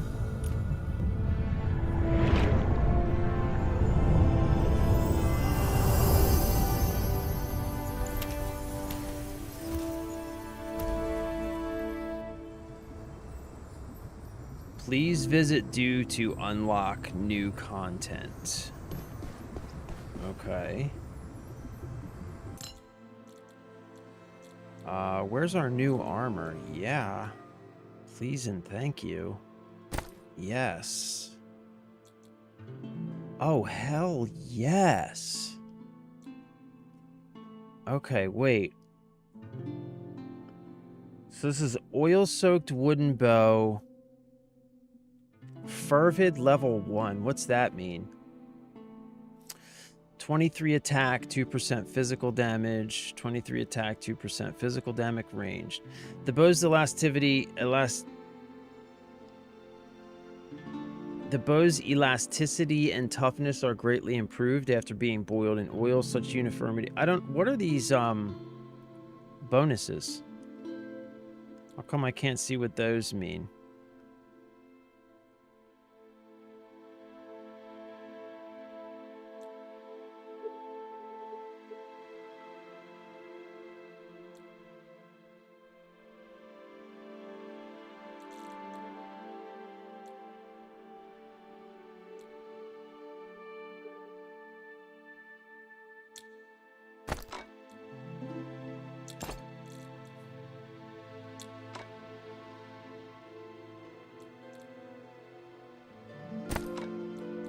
Okay.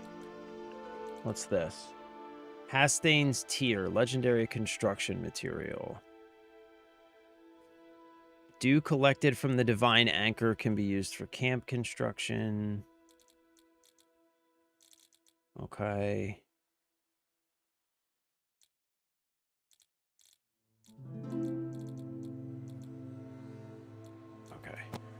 Put all that stuff away.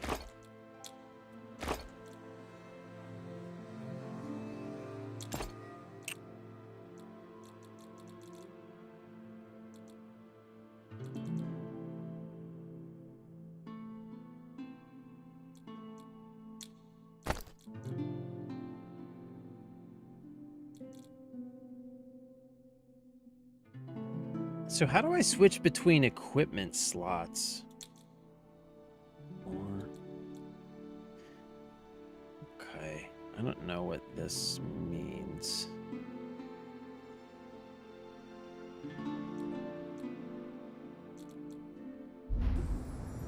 Okay, I'll be right back, gentlemen. I have to use the restroom. I'm like squirming.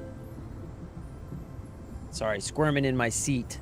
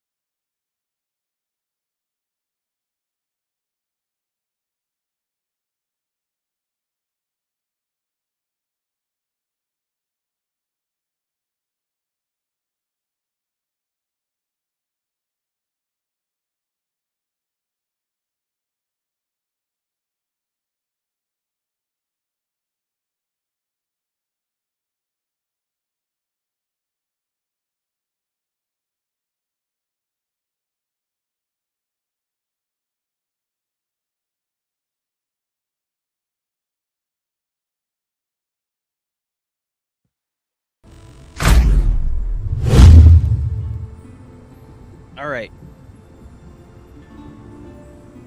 So, let's see.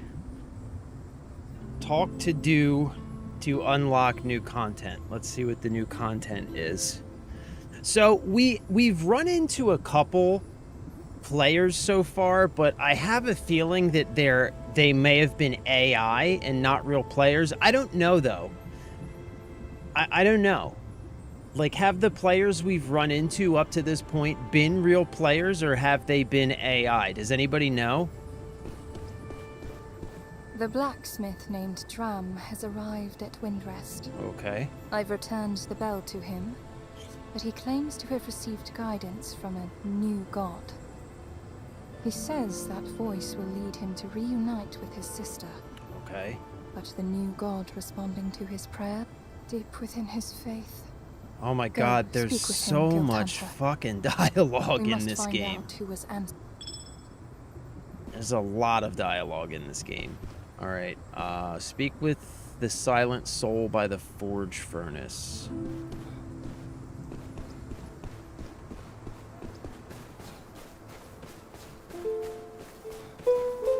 Okay, who's this guy? Dram. This place feels familiar, but I've been praying for...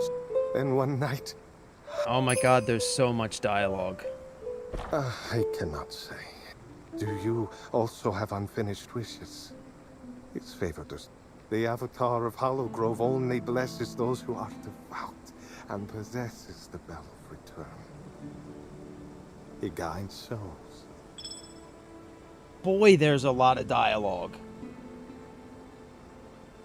Talk to Pip again. That guy keeps muttering to himself. He says some god is calling him, and that he wants to go. Pip doesn't believe in any of that nonsense. If someone's really playing tricks and pretending to be a... perfect plan. Go on, shiny guild hunter. Okay. Investigate the designated location in Hallow Grove. Twig's plan. Talk to Twig. Okay. What's up, Twig? Hello there, Guild Hunter. What's up, bruh? Are we off on a new adventure? Yeah, that's what we do. We adventure. We do shit. We get shit done. That's what we do around here, son. Don't you know? You can dispatch the scavenger squad. I like these guys already. I don't know anything about them, but I like them already. You can dispatch the scavenger squad to designated areas to scavenge for loot and treasure. You can choose a high-risk strategy with higher yield, but doing so requires paying additional expedition materials. The scavenger squad typically takes several hours to complete their expedition. Once finished, you can collect the loot from them. Okay.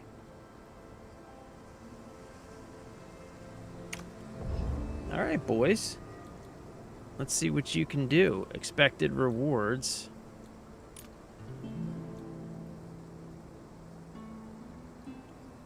Battlefield cleanup.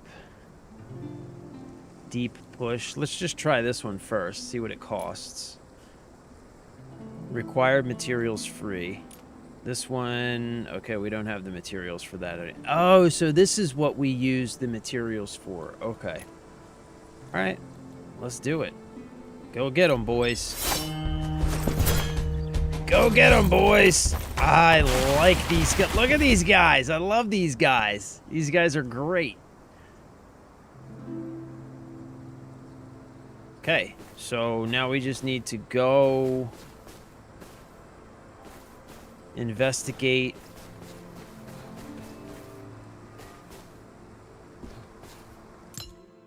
Okay, we're good, right? We're ready to go? Yeah, let's go. Let's do this. What's this? Bloodstained brooch. Construction material. Forging material. Construction material. Okay. Oh, how much does extra bag space cost? Combat bag. What's this? Combat bag.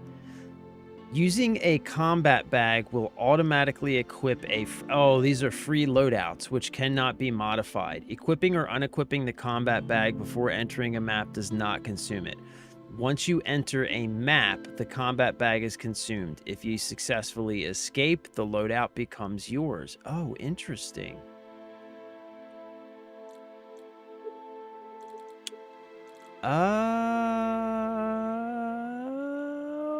I see. That's interesting. So you can get free shit.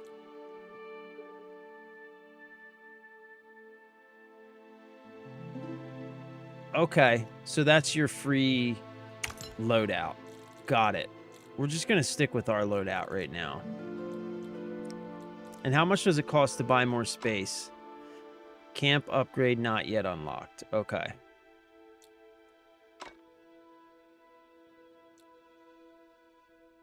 Boy, we haven't unlocked much yet, have we? Attributes and affixes. Attack, defense, maximum health, maximum energy, energy recovery, skill energy cost reduction, max dodge. Okay. Affixes. Ranged. This is what those affixes are.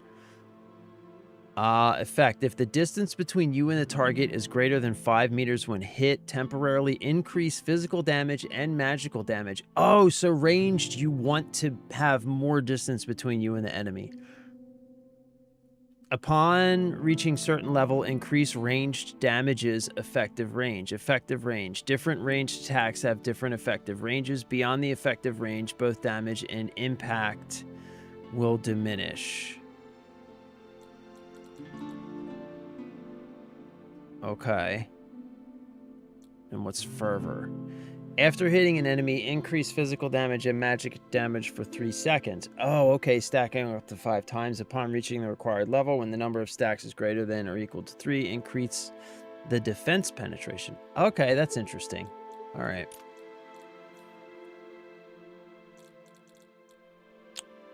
Okay. Well, I mean, I think we're good to go. Let's run another raid. Let's see. We've got...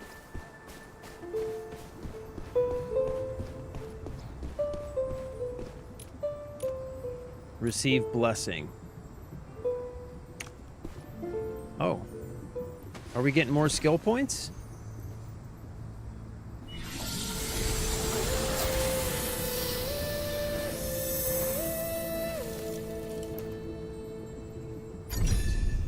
We got more skill points. Archer's arrow enhancement. Skills.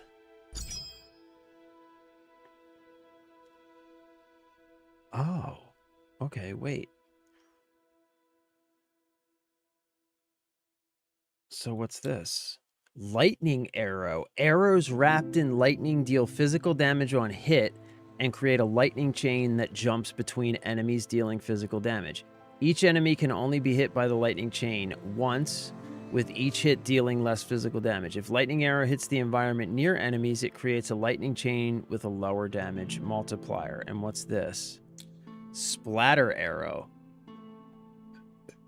The arrow shaft is coated in blood that splatters on hit, dealing physical damage to nearby enemies. The longer the bow is drawn, the larger the splatter area. The physical damage from the splatter is lower than the damage from a direct hit. Splatter arrow has no cooldown, consumes no energy, and can trigger all talent effects of normal arrow. Oh, I like that. Yeah. Yeah, okay. Sure. Let's take that. Splatter arrow, you think? Let's try that one. Sweet. All right. Talents. We got a new talent point. What's this? Fully drawn arrows will home in on enemies near the crosshairs. When carrying at least 2 hunter's arrows, hitting an enemy with a shot reduces the remaining cooldown of all skills. I like this one a lot. That talent conflicts with an active talent.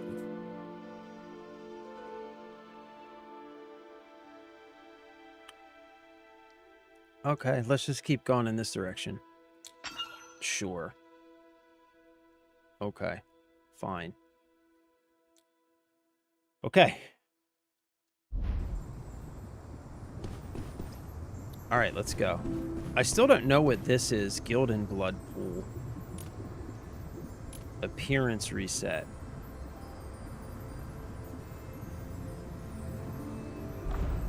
Okay. Oh, who are you? Victory wine. My tavern's still in the works. I'm gathering some brewing in. You know how it is. But I'll be right here.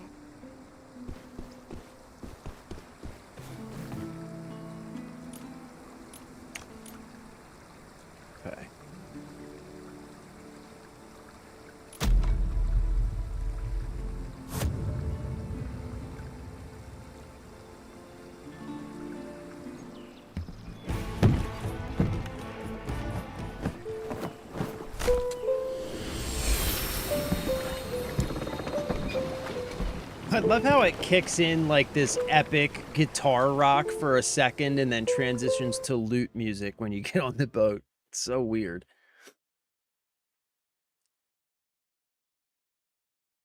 So we're supposed to be going to a specific designated area, I think, this time. Or... yeah, okay, so we got to go here. Investigate the designated location in Hallow Grove. Okay. And how do we get there? Okay, we're going to go up to the left, I think.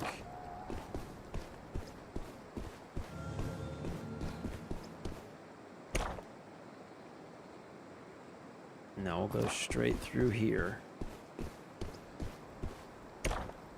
Yeah, we'll go through here. Through this hut.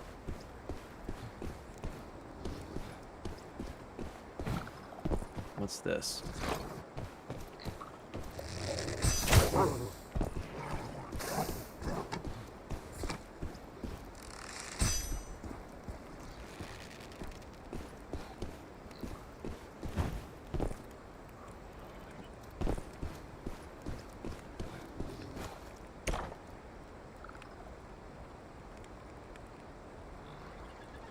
We'll go... what's this? What is this?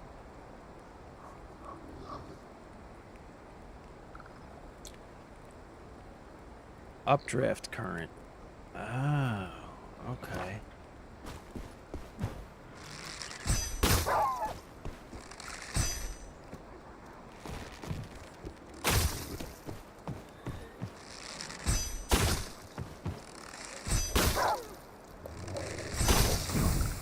Ooh, you got me, you little son of a bitch.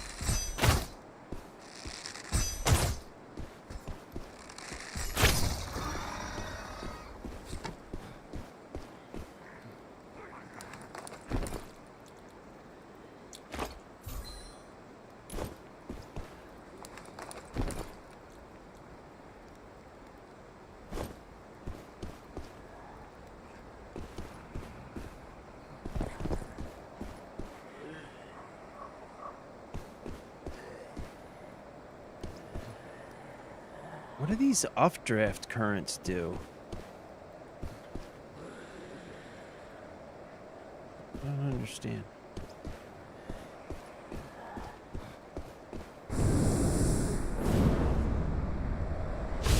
Oh, okay. That's weird. That was weird.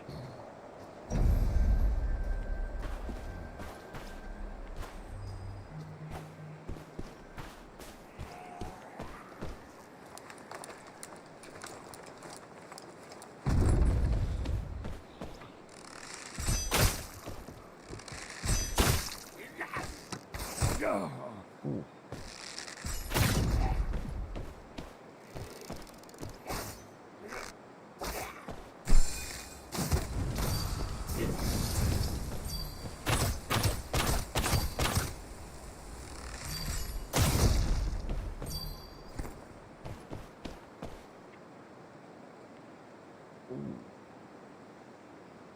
Two, 4.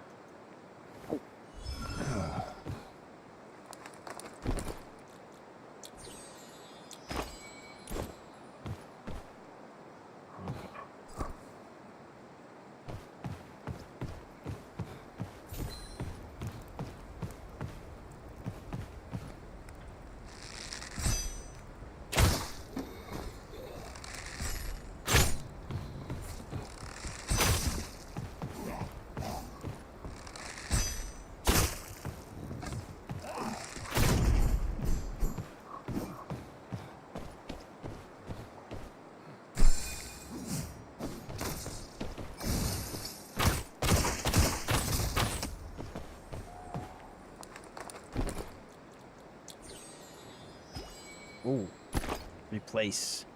Yes. Can drop those.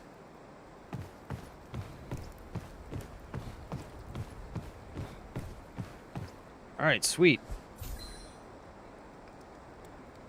Investigate. Okay.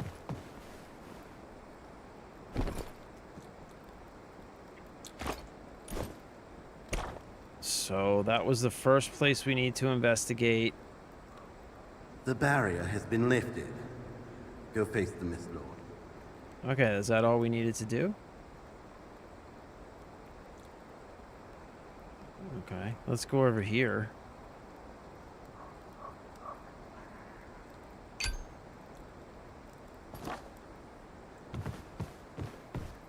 Yeah.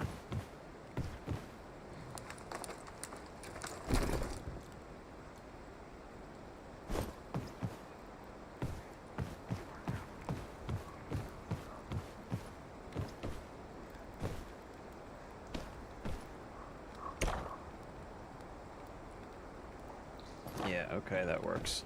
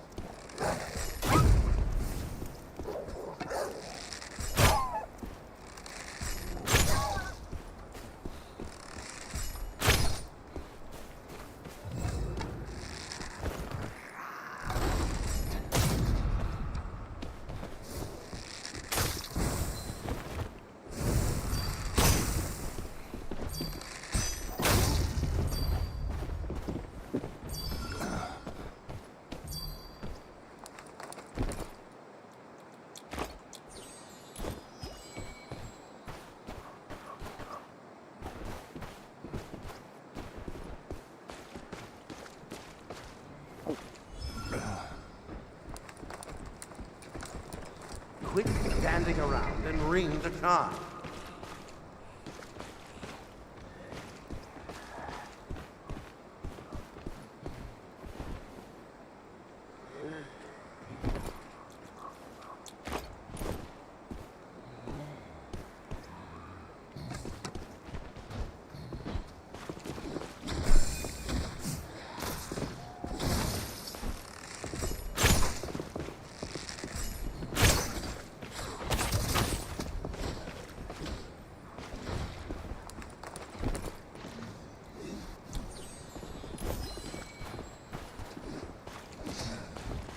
Okay, where's this chest?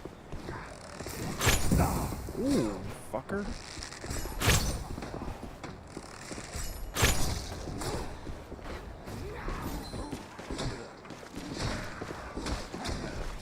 God, what is going on? What is... Somebody is getting it in.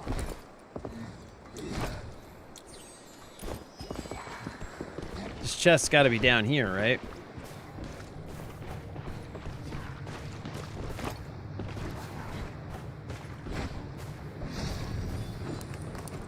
I'll let them fight it out for a minute, and then I'll go clean up the mess.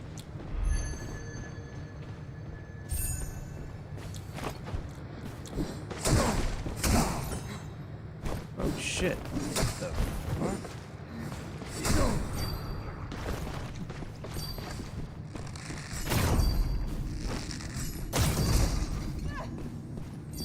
fuck? Fucker?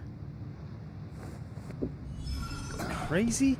Come attack me while I'm looting. Are you out of your goddamn mind?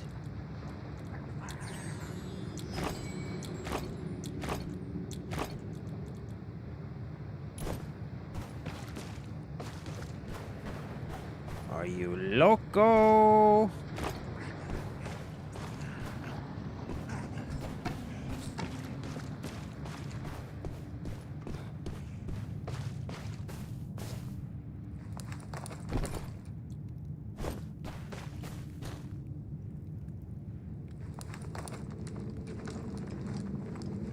Yeah, I've killed a couple of them. I don't know are they players or AI though is what I'm wondering.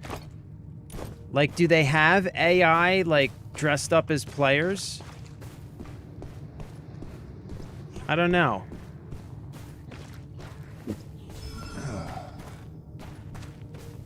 All right, well, we got that chest. We finished our mission.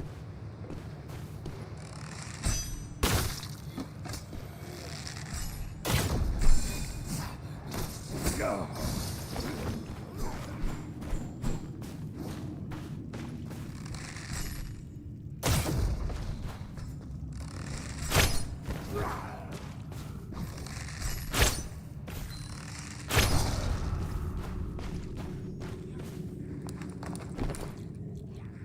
Ooh, we'll take those. Hell yeah, we'll take that. What's this? Copper button. Press M to open the map and view it. Right, we need to get out of here. That's what we need to do. We're running out of time, son. Let's go back. I guess let's go back to this one. Since I kind of know where it is.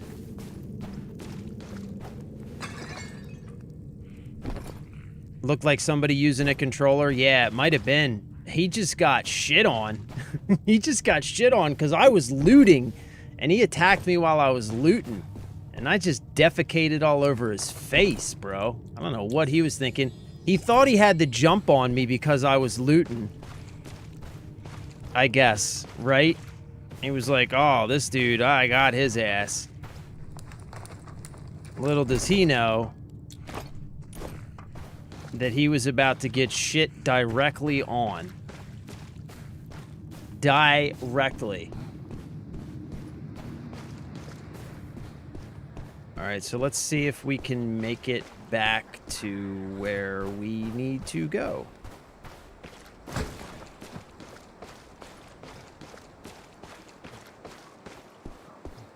Which I think I kind of remember the way. I think. Nobody shucks the husk. You got that right, Spider. If you are going to come, you better come correct.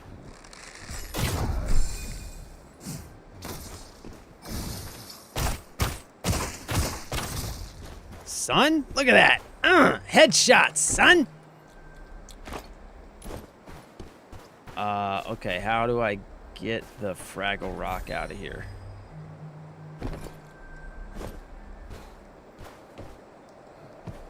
Okay, I think we jump up.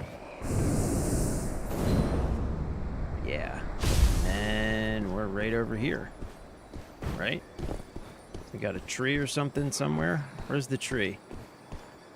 Is it down there? Oh, come on. Bro. That's the tree. Okay, let's get to the tree.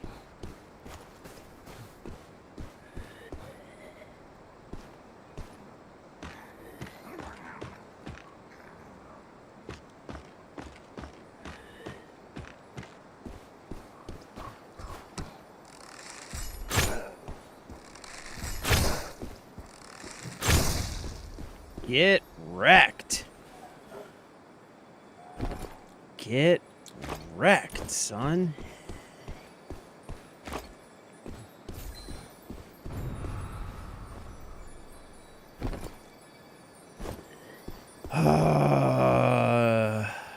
See those shiny butterflies? Follow them. Oh my God, where did he go? Where the hell did he go? All the way up there. There's no way I'm gonna make it over there, man. Am I?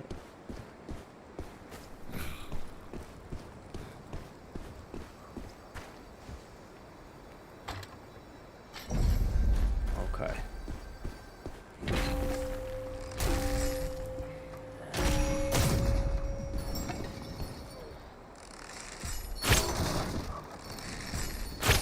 Gotcha. Got you, son. Oh, get...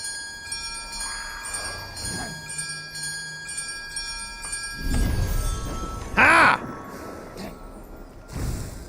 Get wrecked. I'm out of here. Get wrecked. I'm out of here. He's out of there, ladies and gentlemen. He's out of there. Just in time.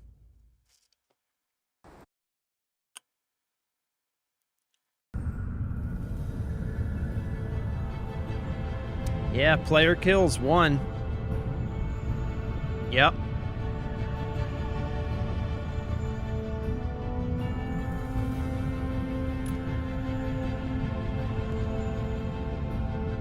So far, it kind of feels like I've just been shitting on these players, man, which is kind of crazy.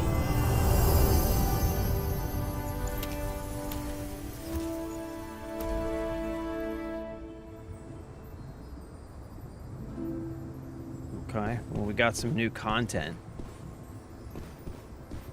And an hour and a half of dialogue, I'm sure that we have to get through to get to it. Receive blessing.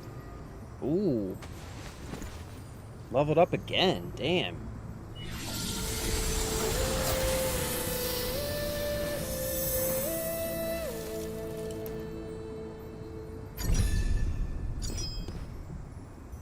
Press K to open the skills interface. Barbed arrow, what's that?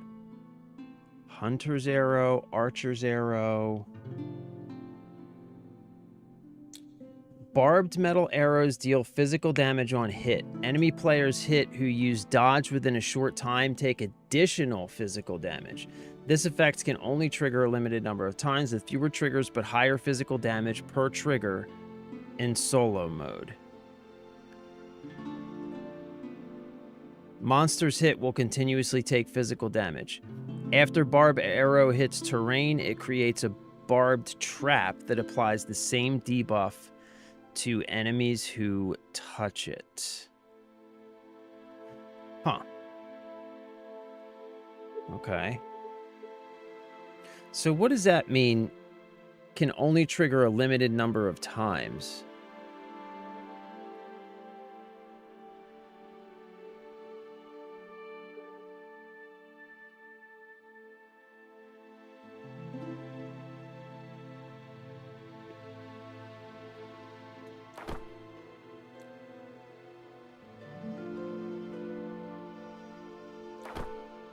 I don't know. We'll try it out.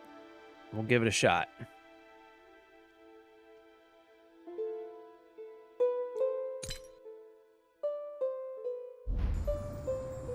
Okay. We'll give it a shot.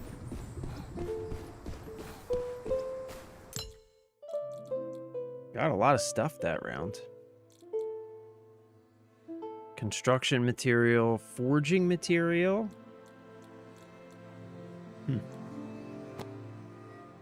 Okay. What's this? Feeded jar. Hold to aim. When thrown and hitting an obstacle, the feeded jar will shatter, dealing true damage to all enemies within range. Enemy players damaged by feeded jar will receive reduced healing for a period of time. If killed during this period, they will be forced into a downed state. Okay. That's interesting. That's definitely interesting.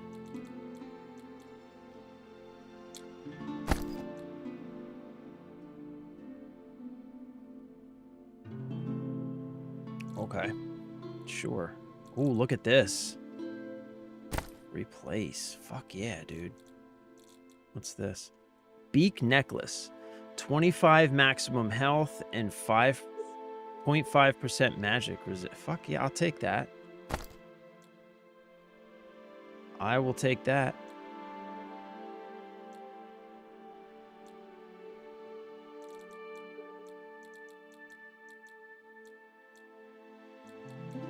Oh, yeah, we're getting some better loot here.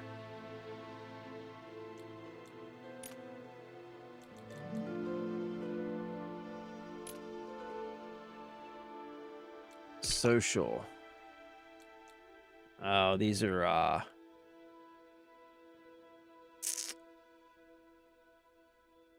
yeah, these are...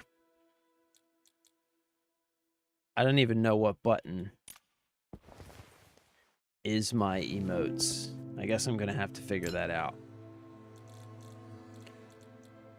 I have to figure out what button is emotes. So what are these? Minor healing elixir, healing elixir.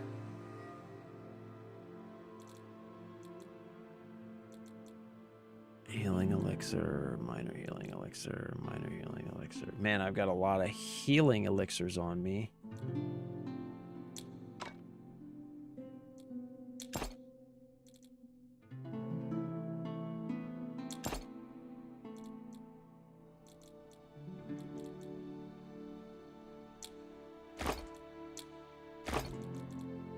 Okay.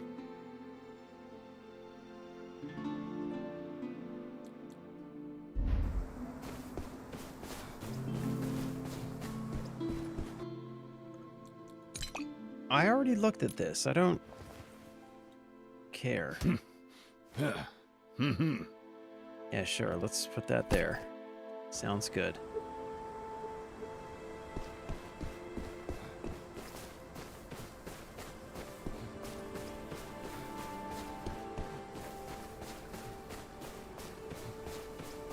I heard a familiar sound. I knew it. What? If you find any clues, thank you. I am Duram. Guild Hunter. There's so much dialogue. When that happens. Okay. Gem affix. Some equipment can socket affix gems when there are empty. Okay. Socketing these gems activates affix effects, which enhance as the affix levels up. Gems and slots have 4 colors. A gem can only be socketed into a slot of the same color. Universal slots can hold gems of any color. Gems and slots have 2 different tiers. Tier 2 slots can hold both Tier 1 and Tier 2 gems, while Tier 1 slots can only hold Tier 1 gems. On the equipment details page, you can quickly filter gems by slot type and automatically socket them all. Okay. Sweet. Guild Hunter. That's what... If you trust, I believe. Oh my god, bro. I don't need all of the dialogue just to tell me that I have a blacksmith that can do stuff now. Alright, so... repair?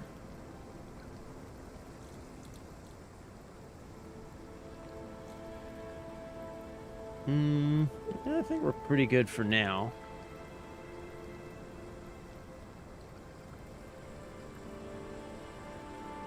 The menus are kind of wonky. Forge? Forge new item? Oh, look at this. Armor. Huh. Ah, okay. So this is what all those materials are for. I see. So, right, we're gonna need some materials. Loadout station, what's that?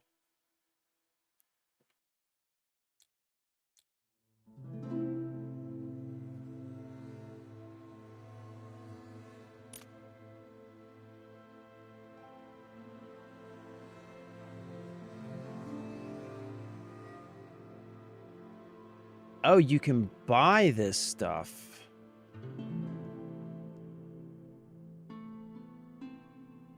Okay, I don't understand.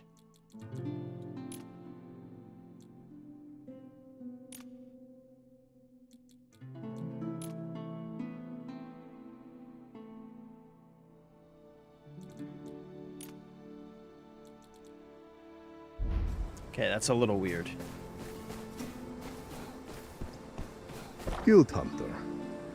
Accumulating. Row. The dialogue. The dialogue is killing me, legitimately.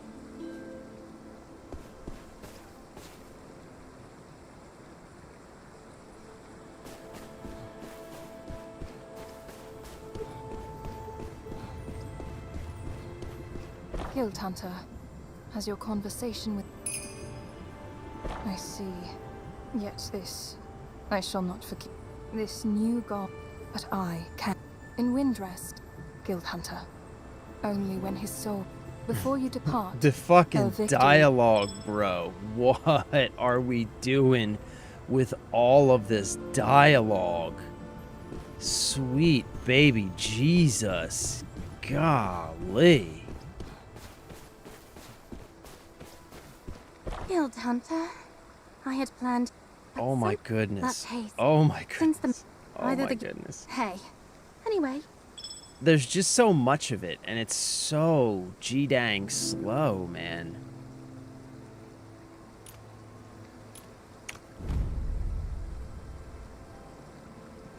Ooh, this is all stuff that I...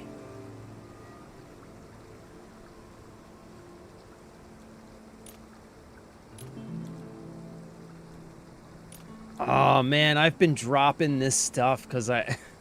Damn it. I need to bring some of this stuff back.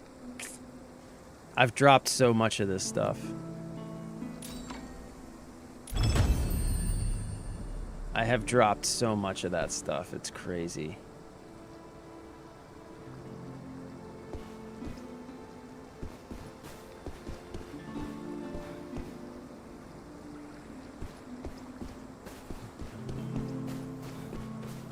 Okay. Well, I think that's going to have to be it for the day. So what do we think about Mistfall Hunter so far? I think the fantasy take on the extraction genre is super interesting, which makes it fun. The combat, again, is super interesting because most extraction shooters are just, well, shooters. You can see I just said extraction shooter. Most extraction games are just shooters. This has wildly different combat from, I think, any other extraction game available, which adds a lot of uniqueness and novelty to the way that the game feels, which I think is cool, fun, and interesting. Very interesting take on the extraction genre. Definitely a very microtransaction heavy game.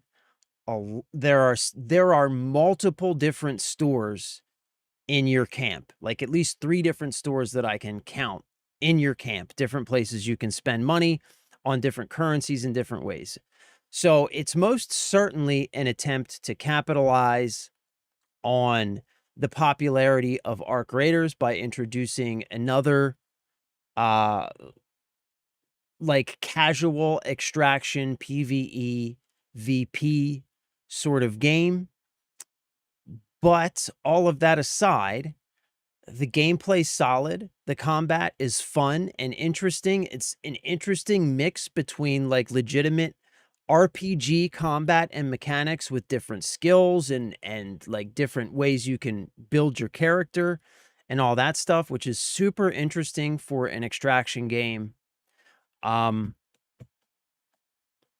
So yeah, I think it's got a lot going for it. Whether or not it has the staying power, I think is yet to be seen. I think because it's sort of a fantasy RPG aesthetic, they've leaned very heavily into the story and dialogue, which I don't think is necessary or even desirable in an extraction game. There's like way too much story for an extraction game. You just find yourself skipping through all of the mountains of dialogue. Like every time you talk to a new character, unlock a new vendor or whatever, there's like 37 minutes of dialogue and you just end up like just skipping through all of it, which I think that's going to get old. But yeah, aside from that, I think it's a solid game. I think it's got solid mechanics, solid gameplay. We faced a couple of different players and the combat seems to hold up. The PvE combat's great. I think it feels good. The AI enemies are like challenging enough to where you need to think about what you're doing, but they also, at least for the most part, aren't going to like one-shot you out of nowhere. So yeah, I think it's pretty cool. I think it's interesting. I think it will be fun to see where it goes, if it catches on. I think it will definitely find an audience. I just wonder how big that audience is going to be in terms of people who are going to kind of main it as a main game, you know? But for us, I think it's going to be fun for the channel. I really feel like it's the kind of extraction game that you could probably jump in and out of and still have a good time, which is something that's needed in that genre. Even more casual than Arc Raiders, maybe. So yeah, I think it's pretty cool. I enjoyed it. I had a good time. Tomorrow we will be back to Power World. And then Thursday, maybe we'll play more of this, or we can try something different. I don't know. We'll see. We'll play it by ear.